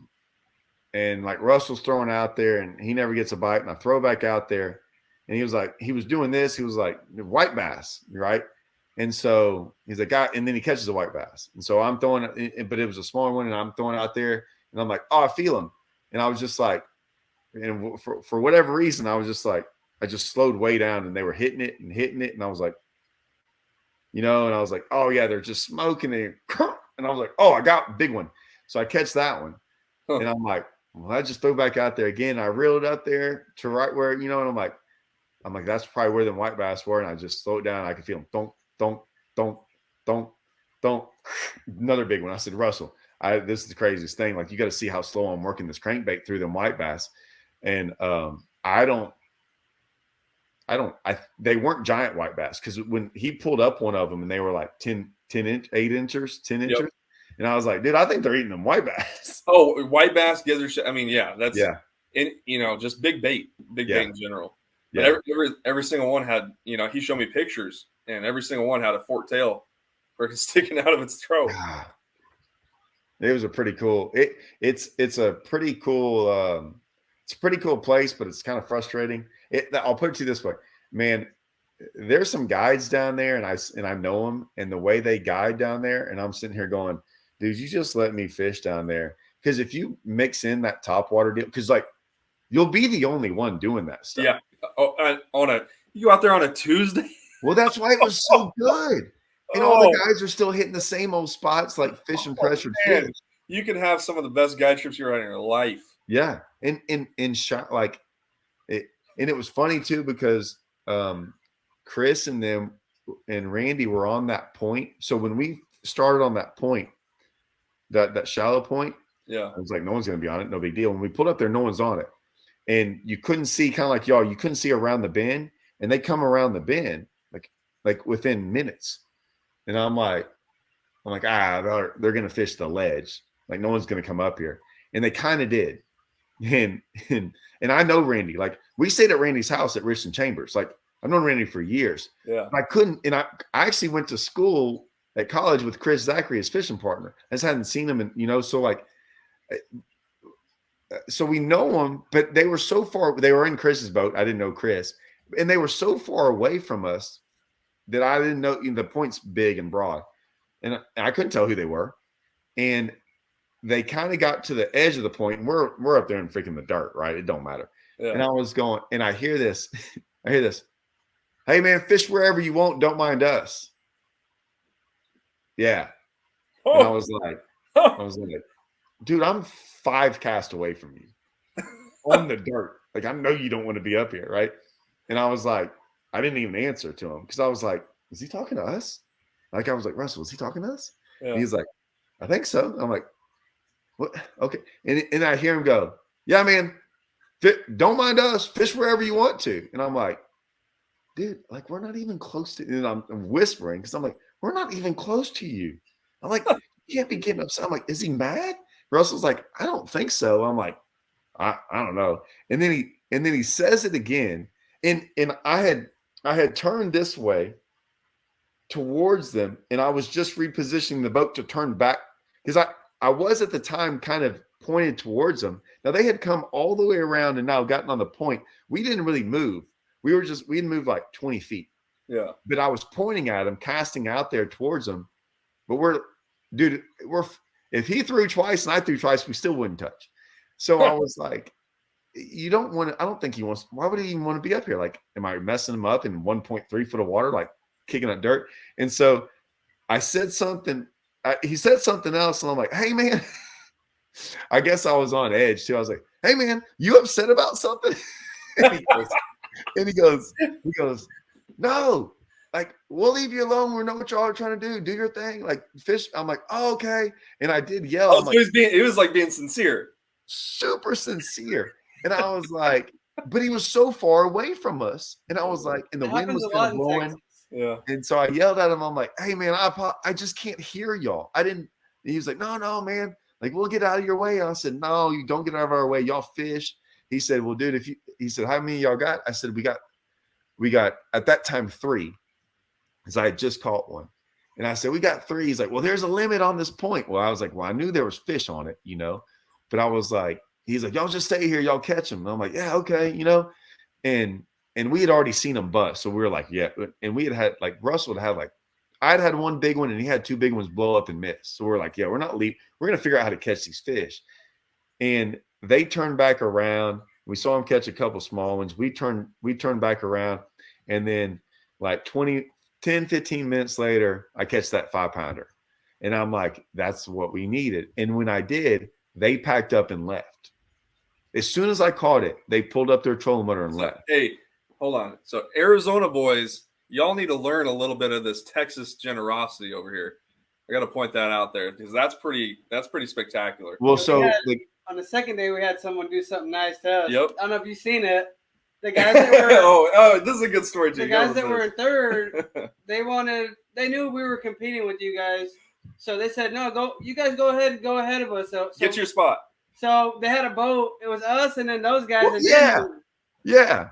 I saw that. And I'm like, hey. They let us go in front of them. I know. Even though they were a boat ahead of us. I know. I saw that. Because they're like, take it to them. So I saw them. I saw that. And I'm like, what's going on here? And like, I was like, all right. We weren't even, like, we didn't even care. But yeah, that would never happen to us anywhere else. No, I saw that. No. So it was pretty cool. We thought it was cool. It's like, you see that? Like, that was pretty cool, like. Yeah, I saw that. Happened to us anywhere else. Russell's like, "What's going on up there?" I'm like, "I don't know." So when they left, we ended up catching number 5, did all that stuff. So at the end of the event, Chris and Randy's comes up. They had 24 pounds. Chris comes up, and I was going. He's like, "Hey man, y'all catch any more on that point?" And I'm like, "What point are you talking about?" Because I was. He's like, "That point we saw y'all on." I'm like, "That was y'all?" He was like, "Yeah, you dummy." And I'm like, I couldn't tell. I didn't know that was y'all. And it made so much more sense now.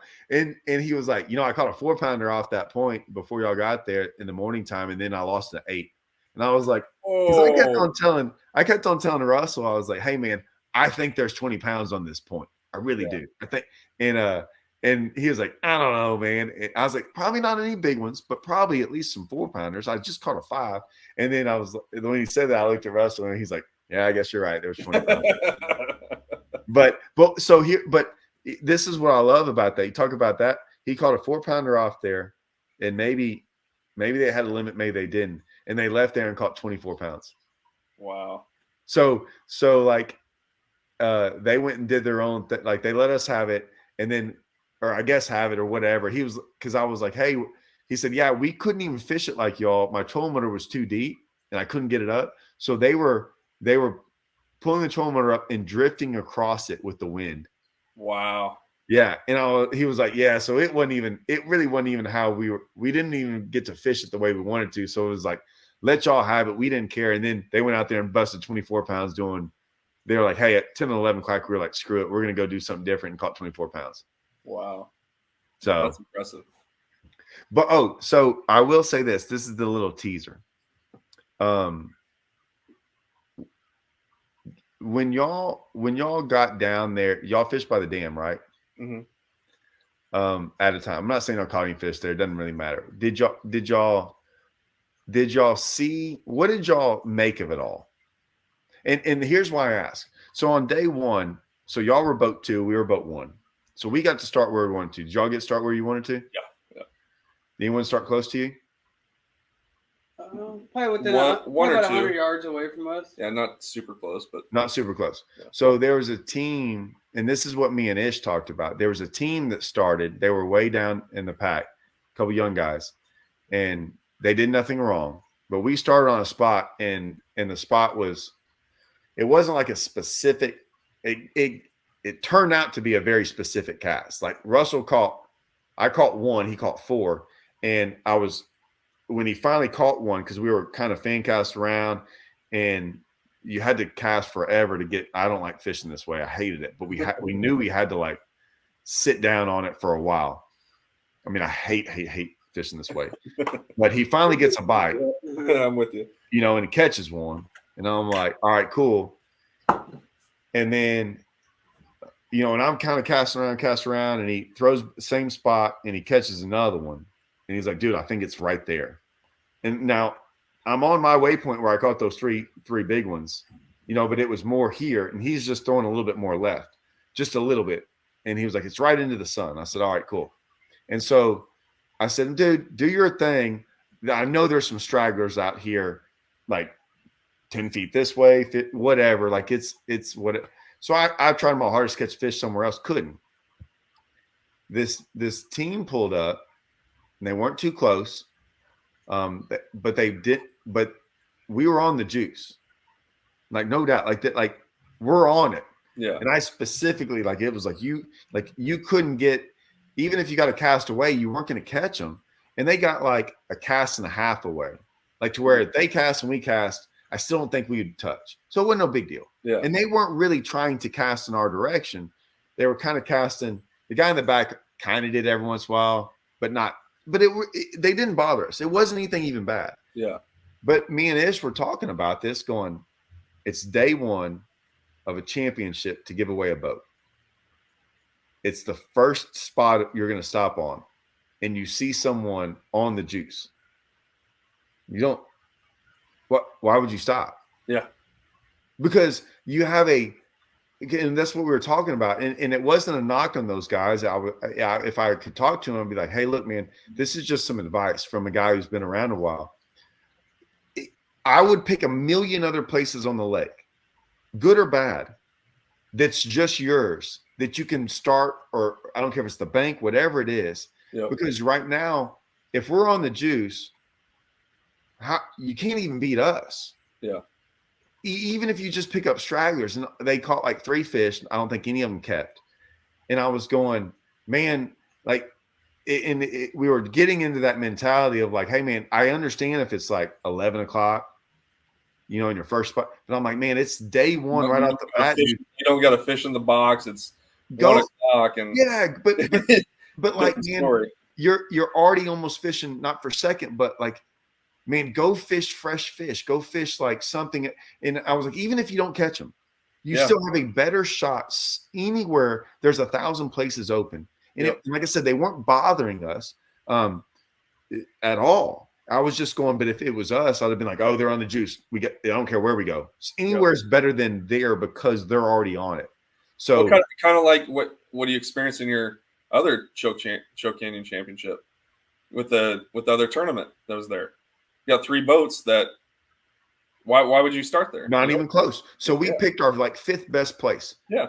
And was like, well, we got bit here, and we only caught 1 keeper, but it kept us moving along, and that's what like we do is like on day 2, we didn't catch them in the grass, and we kept on moving along, and then all of a sudden we look up and it's like we ran across them here. We kept on like changing, and I think those guys were like so bent on, well, I have to fish this deep stuff and I have to do this, and I'm going, no, you don't have to, man. Like, I know the tournament was won that way, but I mean, that is such the fluke. 5 pounds and 39. Now, we all understand it can happen and where he did it. That I get it all, but I mean, they were this close to not even fishing. Oh, 100%. Yeah. You know, and any of us, give him credit. I catch 5 pounds off of a spot the day before, I'm not going back to it. No. And they went back to it and caught him. Like, congrats to them, but they were the only team that went out there and did it. And if you rely on that kind of, I don't want to say mentality, it's like you're going to have a lot more bad days than good days. Yeah.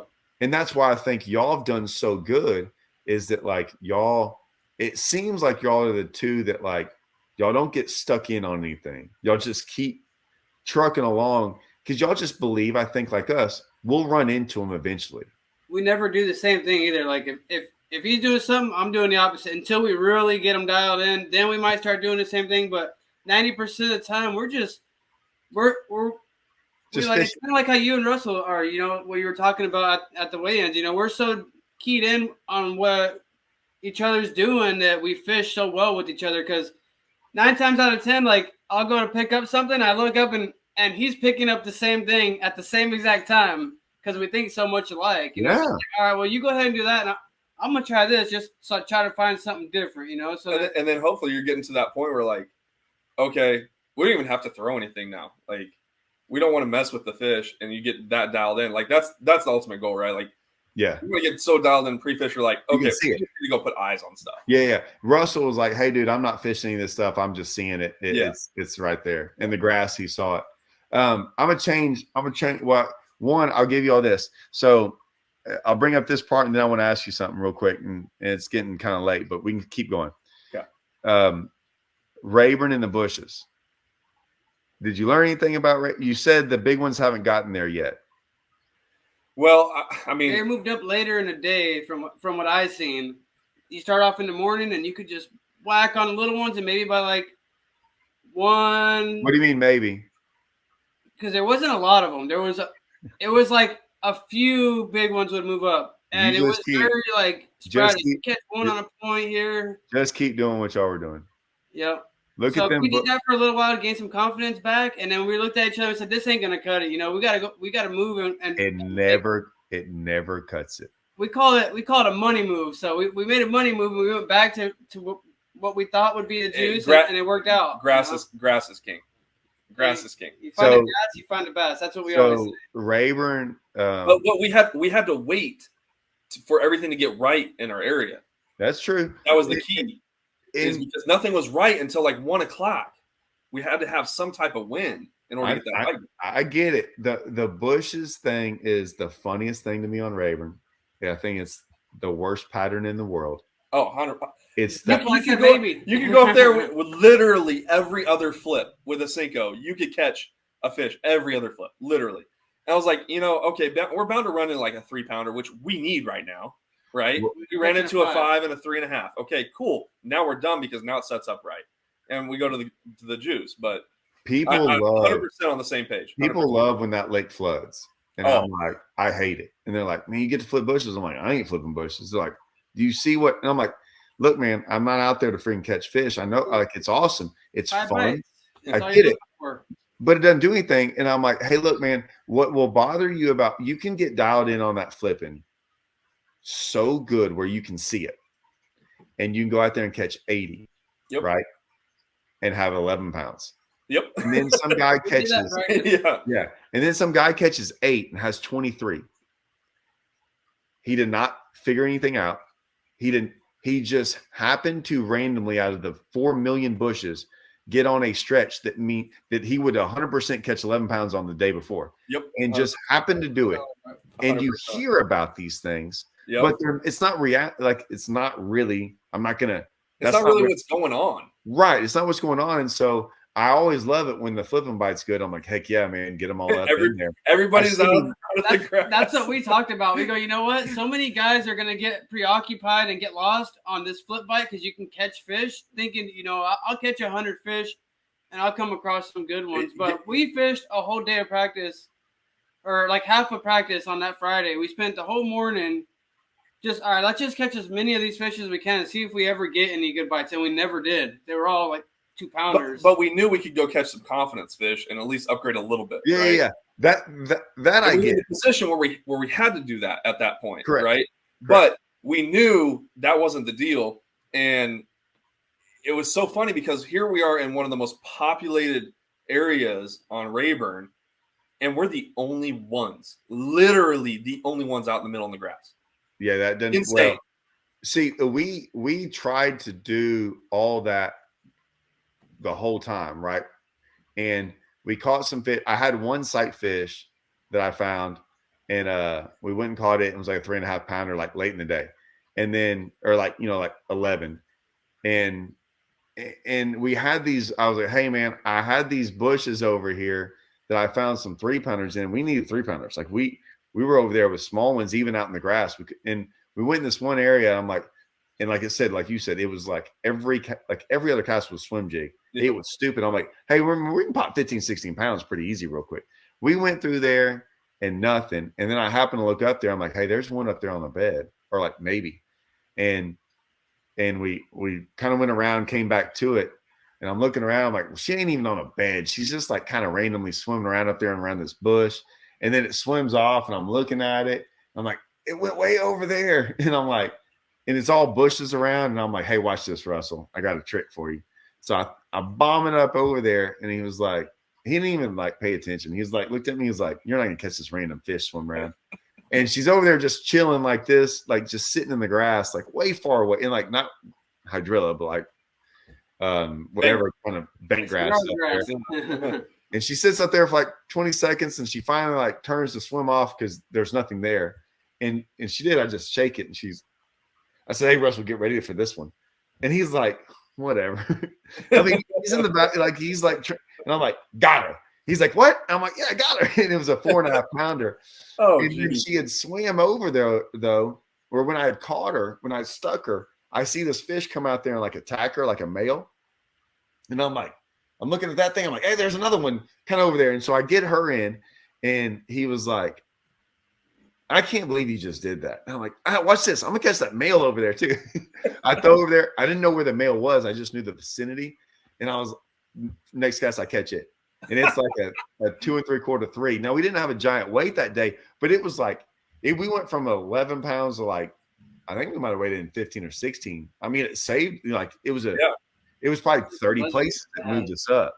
And Russell was shaking his head like, I can't believe that just went down. I'm like, oh yeah, man. Yeah, that's crazy. So here's what I want to know.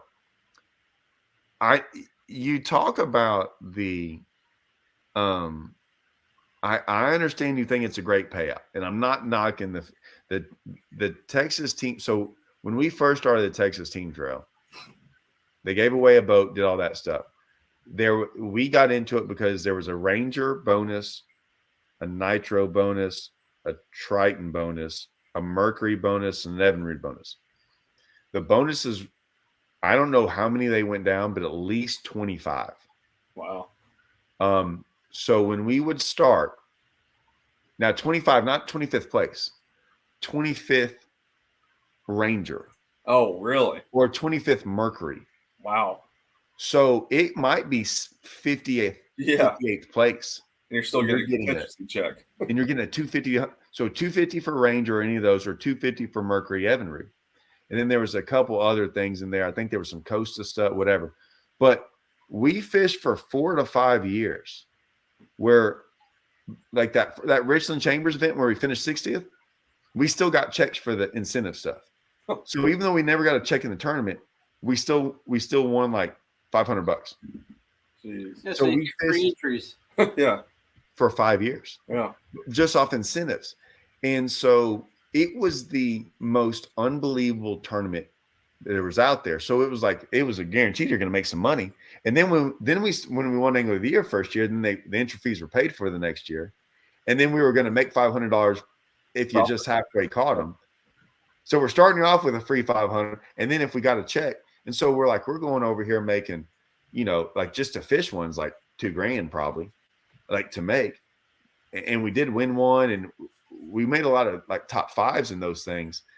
And it was, now those incentives have gone away. It's not the same thing anymore. It's not the greatest tournament. Like it's kind of on the, it's top heavy. It's very top heavy. It's very top heavy. And that's why we like the Brandon Belt deal. And it's why we're pushing the Brandon Belt deal, because now, like when you travel, it's worth something. So I'm going to ask you, how many miles is it that y'all travel? Because I really should have started off the entire thing asking you this, because I don't think I put about 30,000 miles on my truck this year. So yeah, but how many miles is it? To Rayburn, it's about round trip. It's about 3,000 miles we put on with to go to Rayburn and fish and come back. Yeah. So pretty much an oil change every time you go to you go fish a tournament, you come back, you got to change the oil in the truck. That makes me want to go get a drink.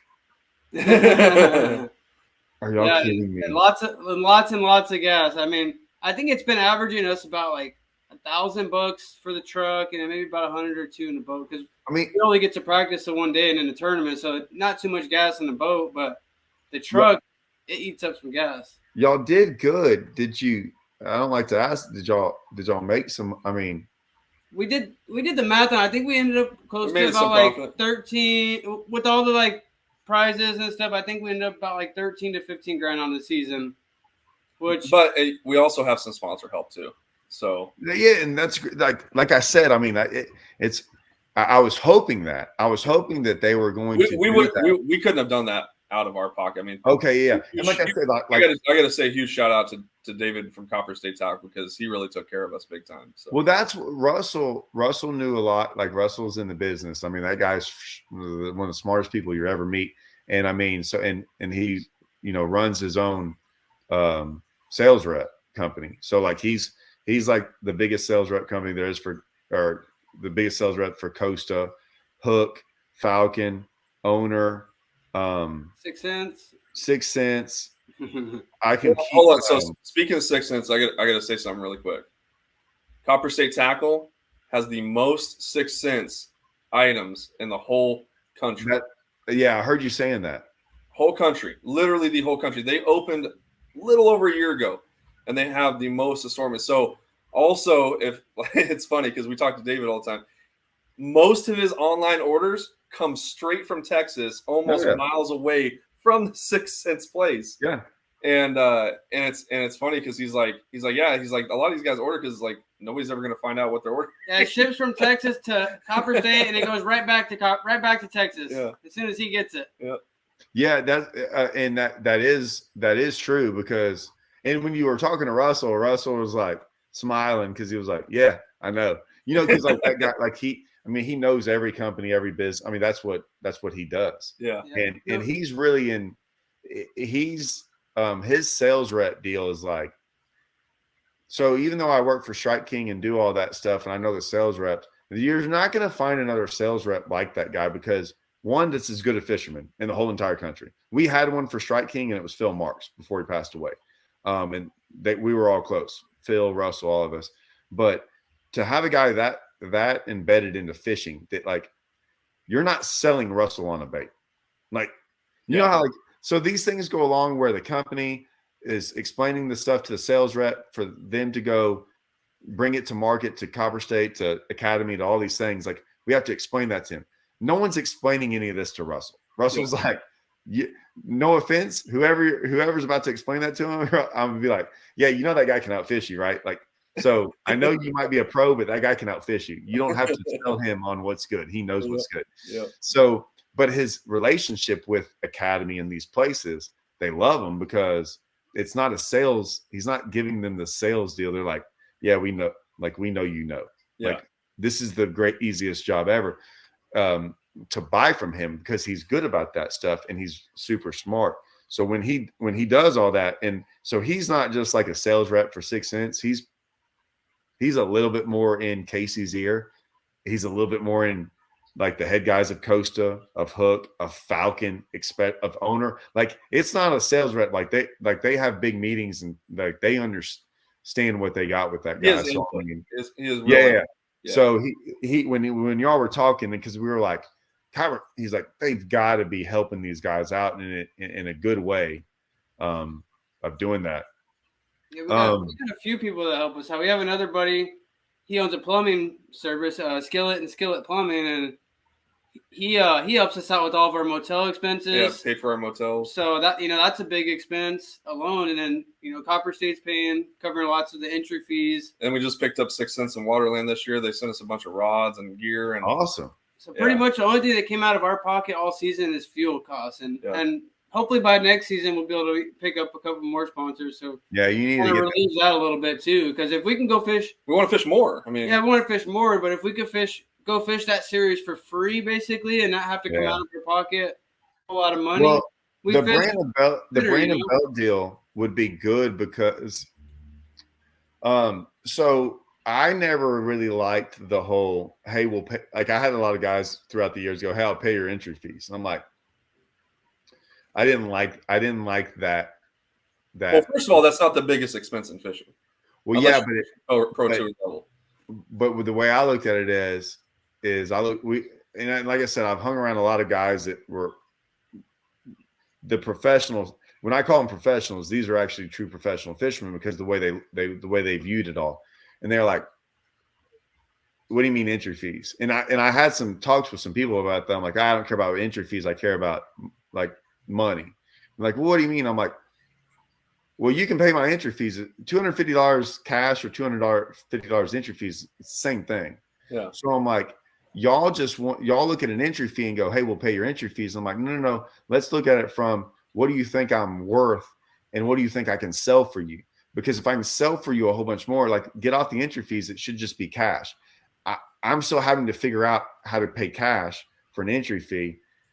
I don't want you to just dial in on the entry fee. Yep. Now, some people don't look at it that way. They like, no, I'll help you out with entry fees. I know that doesn't.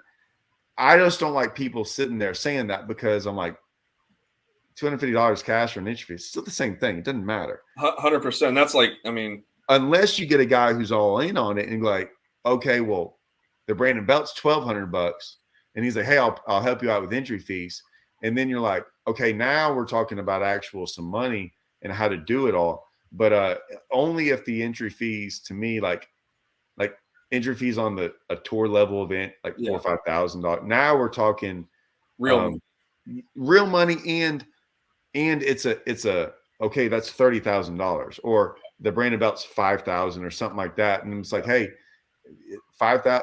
It's still just money, and we're starting to come out with it, regardless of whether it's entry fees. But yeah, I mean, the Brandon Belt deal.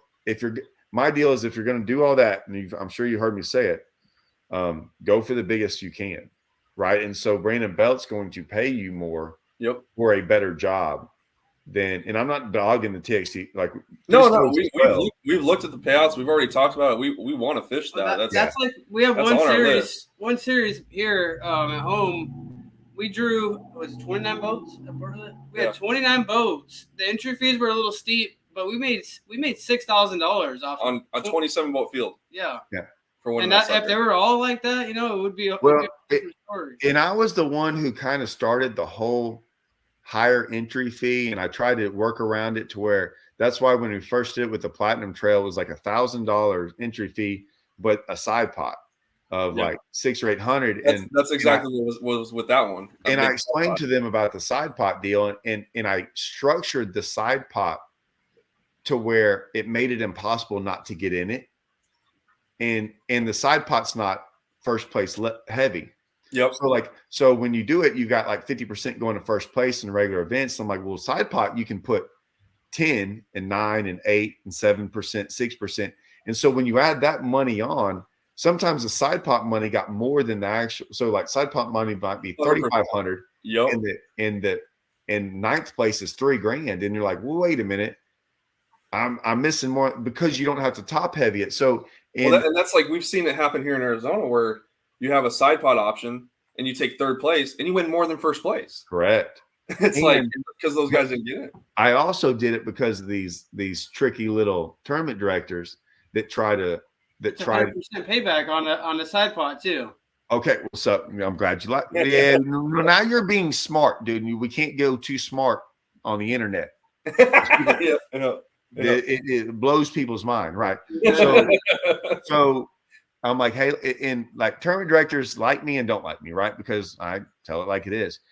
I have no problem with tournament directors keeping whatever they want to keep. I wish they wouldn't, but whatever. They're going to do what they're going to do. We control whether or not we show up, but we'll never get guys all together and do this. But so say they keep 80%, or say they give away 80%, keep 20.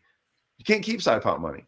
That's why guys don't want to do it, because now they have to pay the 100% back. Yep. The side pot, there should be a side pot in every single tournament fisherman. Absolutely. And the reason they don't do it is because it's 100% payback, and they can't keep that money. So they're like, why are we doing it? It's still stupid on their part because more people would still fish it. Yes. They're still missing it. Like, hey, just figure out how to do a little. Well, really, honestly, what they're missing out on is the better anglers typically, because 9 times out of 10, the better anglers are the ones that always get in the side pots. Yeah. And so we're thinking about a tournament. Let's say we're thinking about a tournament and there's not a side pot option. We know the most we can make in this tournament is $2,000. Why would we fish it? And it doesn't hurt anything, because if you still get a guy who's not going to get in it, who cares? Like, Exactly. he's still in your tournament. He's just not in the side pot. So you're not like, it's the greatest way to get everyone involved, because if you go small entry fee, you're missing out on guys. If you go high entry fee, you're missing out on guys. I'm like, so give them two options. You're going to have to do a little adding in there. We got computers that can figure out the side pot money. It's not hard. Yeah. Right up one freaking system. Right. I mean, this isn't rocket science, right? And, well, to some it is. But to some it is. And then some of those tournaments, it's like they know how many boats they got. They know how many spots they're going to pay out. You should have that money ready to go. You just got to put the name Hold on on. it. We're not supposed to get too smart on that. Yeah, don't get too smart, man. Oh, I'm sorry, bro. My bad. But we also did it because those tricky little tournament directors were trying to keep away pros.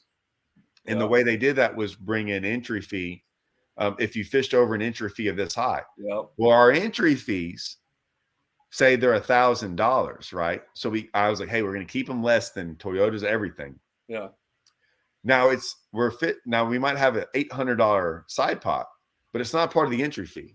Yep. So when you look at that, you're not doing an $1,800 entry fee. It's a $1,000 entry fee. So it was a way to sneak around those tournament directors that tried to keep guys out, which it made it harder on them. We just kind of figured out another way around it, because it's like, hey, man. And like I said, it still didn't, we didn't want to build a tournament that was going to be high dollar. We're not messing with anyone. It was just a bunch of guys realizing that we wanted to fish for a higher dollar entry fee, and then get screwed over because our entry fee looked like it was, this pro level deal, and it wasn't. Yeah. I was checking my computer to make sure how much power I had left. How much juice you got? Dude, we've been going almost 2 hours. I love it. Holy smokes, man. I don't even. Hey, like I said, man, we can talk fishing for 9 hours. I think we might have to do another episode or something, huh? No, we will. I didn't realize it was 12 o'clock my time. So yeah, it's 10:06 here. Yeah, so you got to be 12:06 there.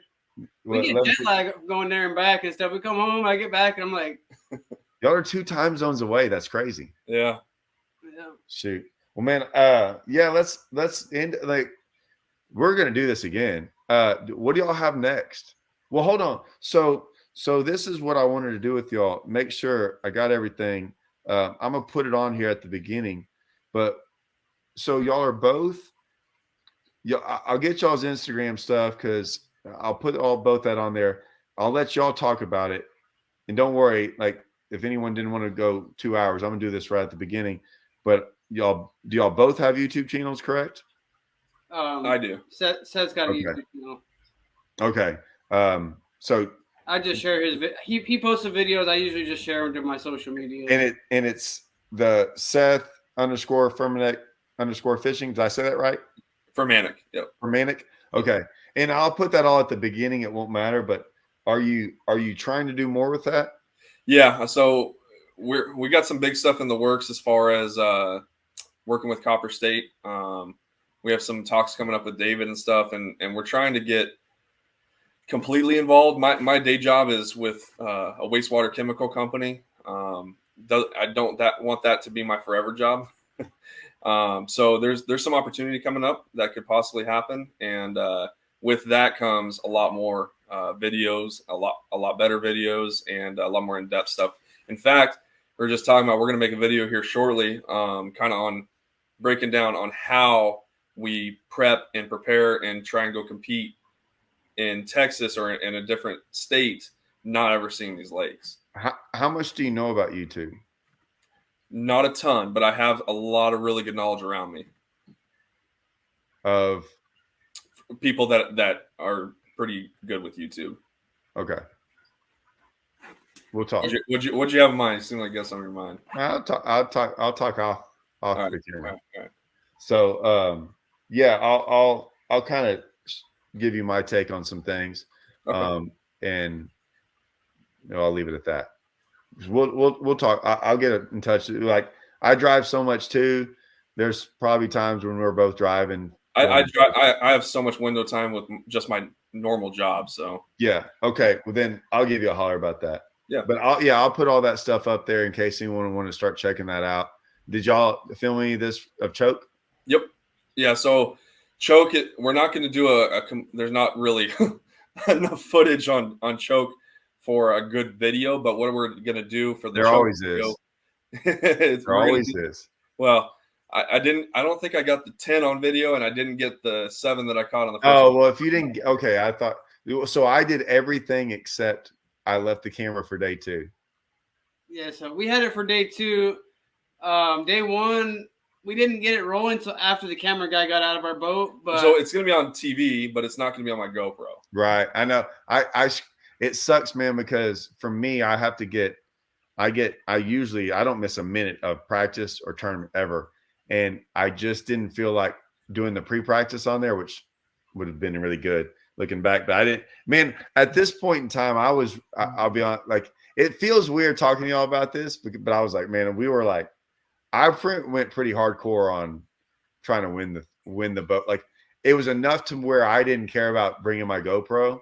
Like, yeah. It's been a long time since that happened where I was like, I don't even care about. Same with us. We're so competitive, ready to just go out there. We didn't even roll the GoPro during practice once. No. Yeah, I did the entire time, and I'm good about it. But even when I forgot it in Russell's truck, and I was like, don't even care. And then I didn't do it in pre-practice, which I'd never get in my boat and not have it running ever. And I was like, I was at the point where I was like, I don't care anymore because, and that's good. And I'm glad to hear that y'all too. Like y'all are going to be fine. We're true competitors, man. When you get that real, the good competition on the line, the good battle going. I mean, that's what you're focused on. Y'all are going to be just fine. A lot of guys would settle and be happy with the second. We're happy, but we're not. We're hungry. We're not satisfied. We're not satisfied. You know what I mean? We wanted that spot too, just as bad as you wanted. I told him this is a friendship now, but it's still war. Oh yeah, but I mean that's the cool. Like I said, I mean we'll see. Me and Russell we fish against each other all the time in Toyotas. Like there was a Toyota on locally all the time too. Yeah, on Toledo Bend where I was leading day 1 at Toledo, and he was he was in like 19th, and then he caught like a 29-pound bag, and the next day he's leading it, and I'm in second, and everyone's like, "Man, what's it like?" And I'm like, "It's just fishing." I'm like, "It's whatever." And they're like, "What do you mean?" I'm like, "Guys, like we fish. This is what we do every day. This isn't like, and I've learned to not go highs and lows, right? You try to just maintain, because I heard y'all talking about how many weekends y'all fish. Like it's just, it's what I used to do. Weekend since what, October? Yeah. And I was in a debate with Ish. I was like, "Hey man, no, I don't think anyone in the country's fished more tournaments than me over the last 20 years." And he starts like, "I don't know." And I said, "Hey dude, I fished 45 to 48 tournaments a year. That's it? 10 years. That's it?" And I don't do it anymore. I fish we fish 3 in 1 week sometimes. We fish Wednesday nighter, Friday nighter, and a Saturday nighter. Yeah, I never counted the nighters. I mean, these were actual like derbies, like real derbies. Yeah, like Saturday. Real derbies over here. It'd be a Saturday. It's too hot. It's 100. It'll be 125. It's 120. I'm cooking eggs on the sidewalk, man. Yeah, yeah. It'd be like a true Saturday event, and then drive somewhere and fish a Sunday event, or like we would fish Toyotas, not make the cut, and drive somewhere Saturday and fish it. But I mean, me and my wife got married on July 3rd. We picked that date because she knew I'd never have a tournament because of July 4th weekend. I mean, because I never would have a weekend off until then. So you're always golden to have an anniversary. Oh yeah, and I'm glad she did it that way. Like I love it, but like so it would be Memorial Day, July 3rd. August was kind of whatever, and then I hated it having anything on Labor Day because I wanted to go dove hunting, and then December there was always 2 weeks off and whatever. But then I would double up. It was 40. And I can't do that anymore. I don't want to do that anymore. It's a chore, man. Like it is. I fished a little bit more than Seth did. I fished I fished the JML series. Me and him fished Bass Junkies. ABA.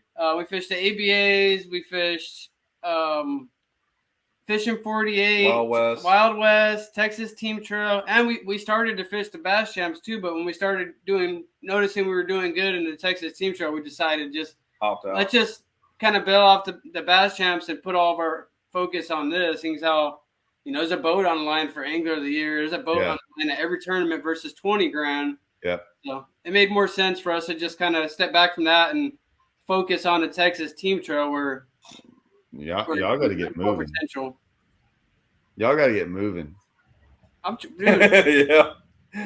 We need to open up a Copper State tackle in Texas, and then we'll be all right. I know. So what's crazy is, listen, it doesn't matter anymore. Just like one, you got Texas as what Texas is, right? So like, it doesn't matter where you live or where Copper State is. Like you said, I mean, it's irrelevant, right? Because everything's going digital. So everything has gone digital. So it's irrelevant where Facebook, YouTube, and promote that way. Yeah. And so it doesn't matter. Like half my YouTube guys are freaking from the north and from wherever else. But the other thing too is like Texas is right here. And then I'm going to Oklahoma, but like the Toyotas, I got 2 on Rayburn, 1 in Darnell, and then I had an open, and the opens are coming every year too. So just I've made a check in both Toyotas, won the Angler of the Year, got that $5 grand, came in second in a Toyota, that was 15, and then made another 10 in the open. And they were all in my backyard just about. Darnell wasn't, and I came in second, but I mean, it's still we're talking 4.5 hours away. Yeah. The big difference than. And I'm going to Eufaula, Oklahoma. And I'm going to Eufaula, Oklahoma. I'm going to my daughter and son's soccer practice tournament in Dallas, and then it's only 3 hours away from Dallas. So like it's really only a 7-hour drive, and that's a long.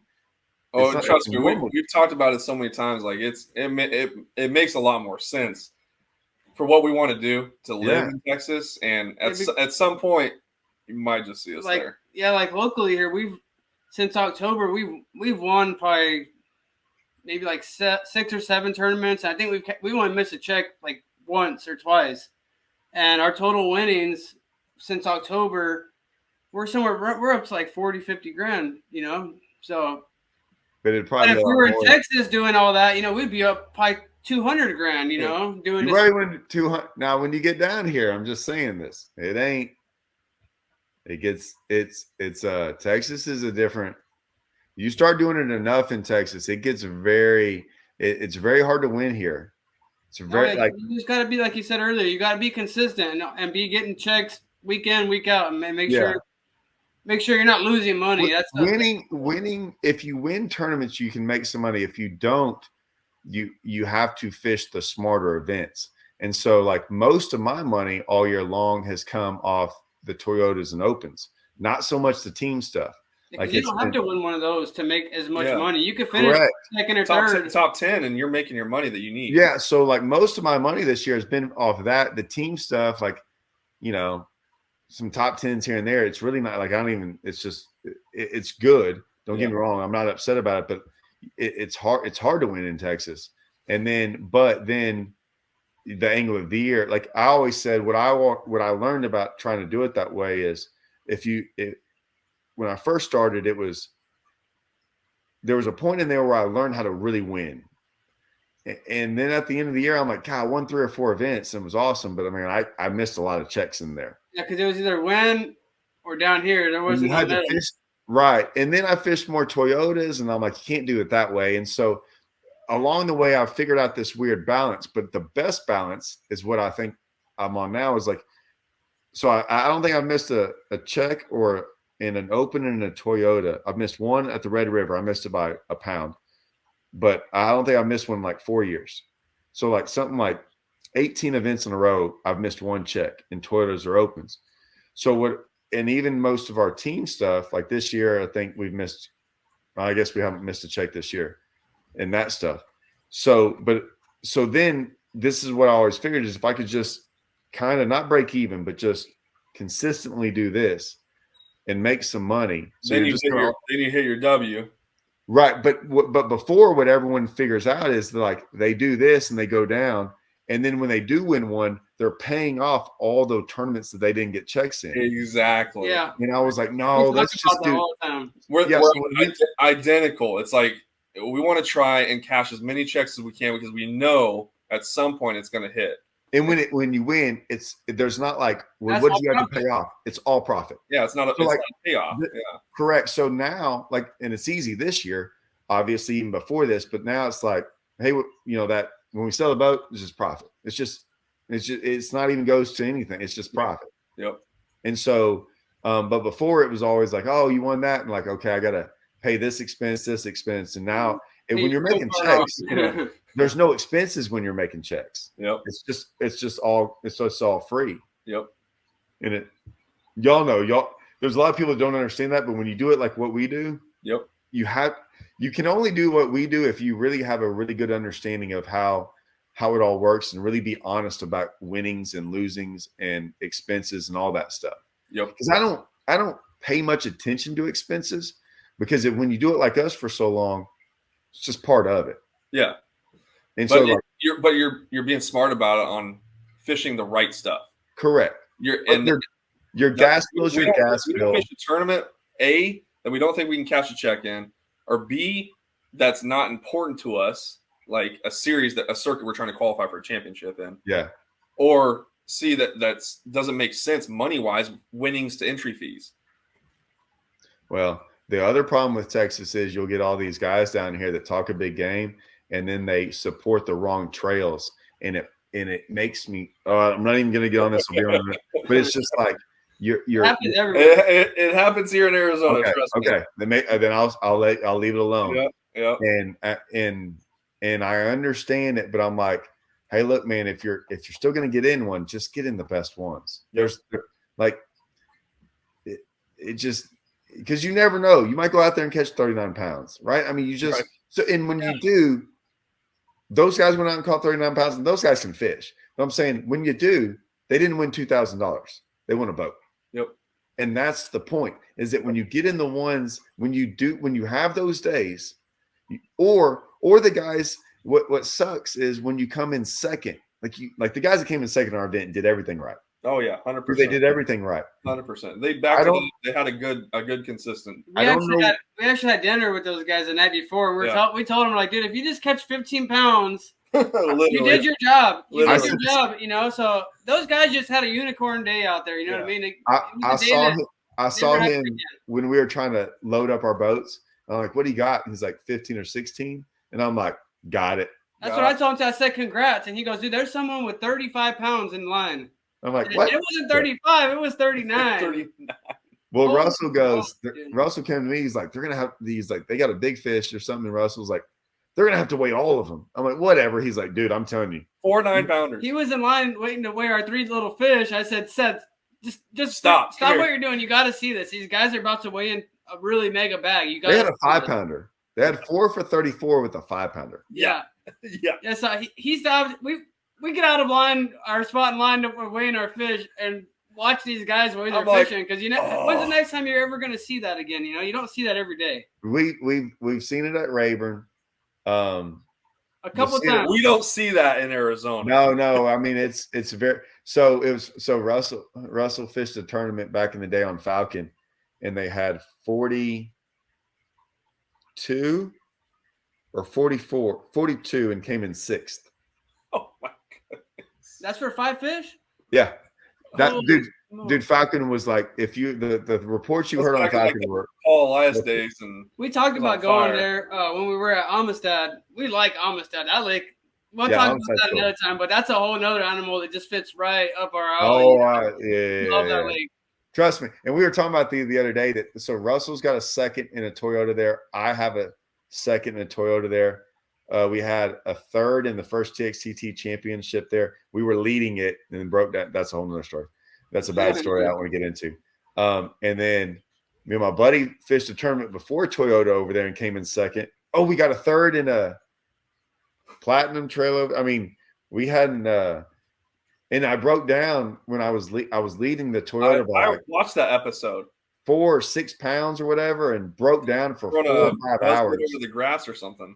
Yeah, on the Mexico side in freaking 5-footers, trying not to end up on the Mexican the bank, like on the trolling motor, and my fishing partner Brent, who I told you about, was in 8th place with the guy and saw me and said something's not right over there, and because he had practiced with me, he's like, I don't know what he's doing over there. Came and got me, towed me. They towed me to where some calm water to where I worked on my boat, got it fixed out, got stopped 3 times. When I got my boat fixed, I went and caught a 5-pounder, just started smashing on him again because I was on him, and like ran from there. And I finally got out of Mexico on the Mexican side, got stopped three different times in 15 minutes by 3 border patrol. And the reason is because like I'd gotten through and made a text message. One went through and said, hey, I'm broke down on the Mexico side. So the tournament director knew, Border Patrol knew. Now they can't come help you. Can't come across that imaginary line. Wow. But when I crossed it, stopped. And then I went like a couple miles down. Another one stopped me.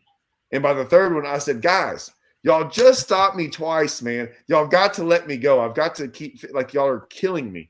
And I was like, you got a radio. I know y'all called each other. Like, come on. I didn't get up on the bank. Everything's fine. And I'm like, it's not like y'all can't see me over there anyways. I know they can. I've had a conversation. So it's like, just y'all got to let me go. I've got like an hour left. But yeah, Amstead's cool. But Falcon, I'll put it to you this way. He was flipping with one of the best fishermen on the lake. And the guy was catching him out of trees at the time. And he was catching 4-pounders and throwing them in the water. They had 0. They didn't have a fish. He was catching 4-pounders and throwing 4-pounders back. Holy I've cow. done that with like 2-pounders and regretted it. Yeah, well, Russell catches one. He's like, I don't care what you say. I'm throwing I cannot throw 4-pounders back. He's like, we're not going to weigh any of those in, and it doesn't matter.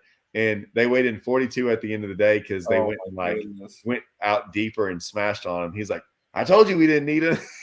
But Russell's like, dude, I'm not throwing 4-pounders back. Can't do it. But he was smashing them out of trees and throwing them straight back in the water and didn't care.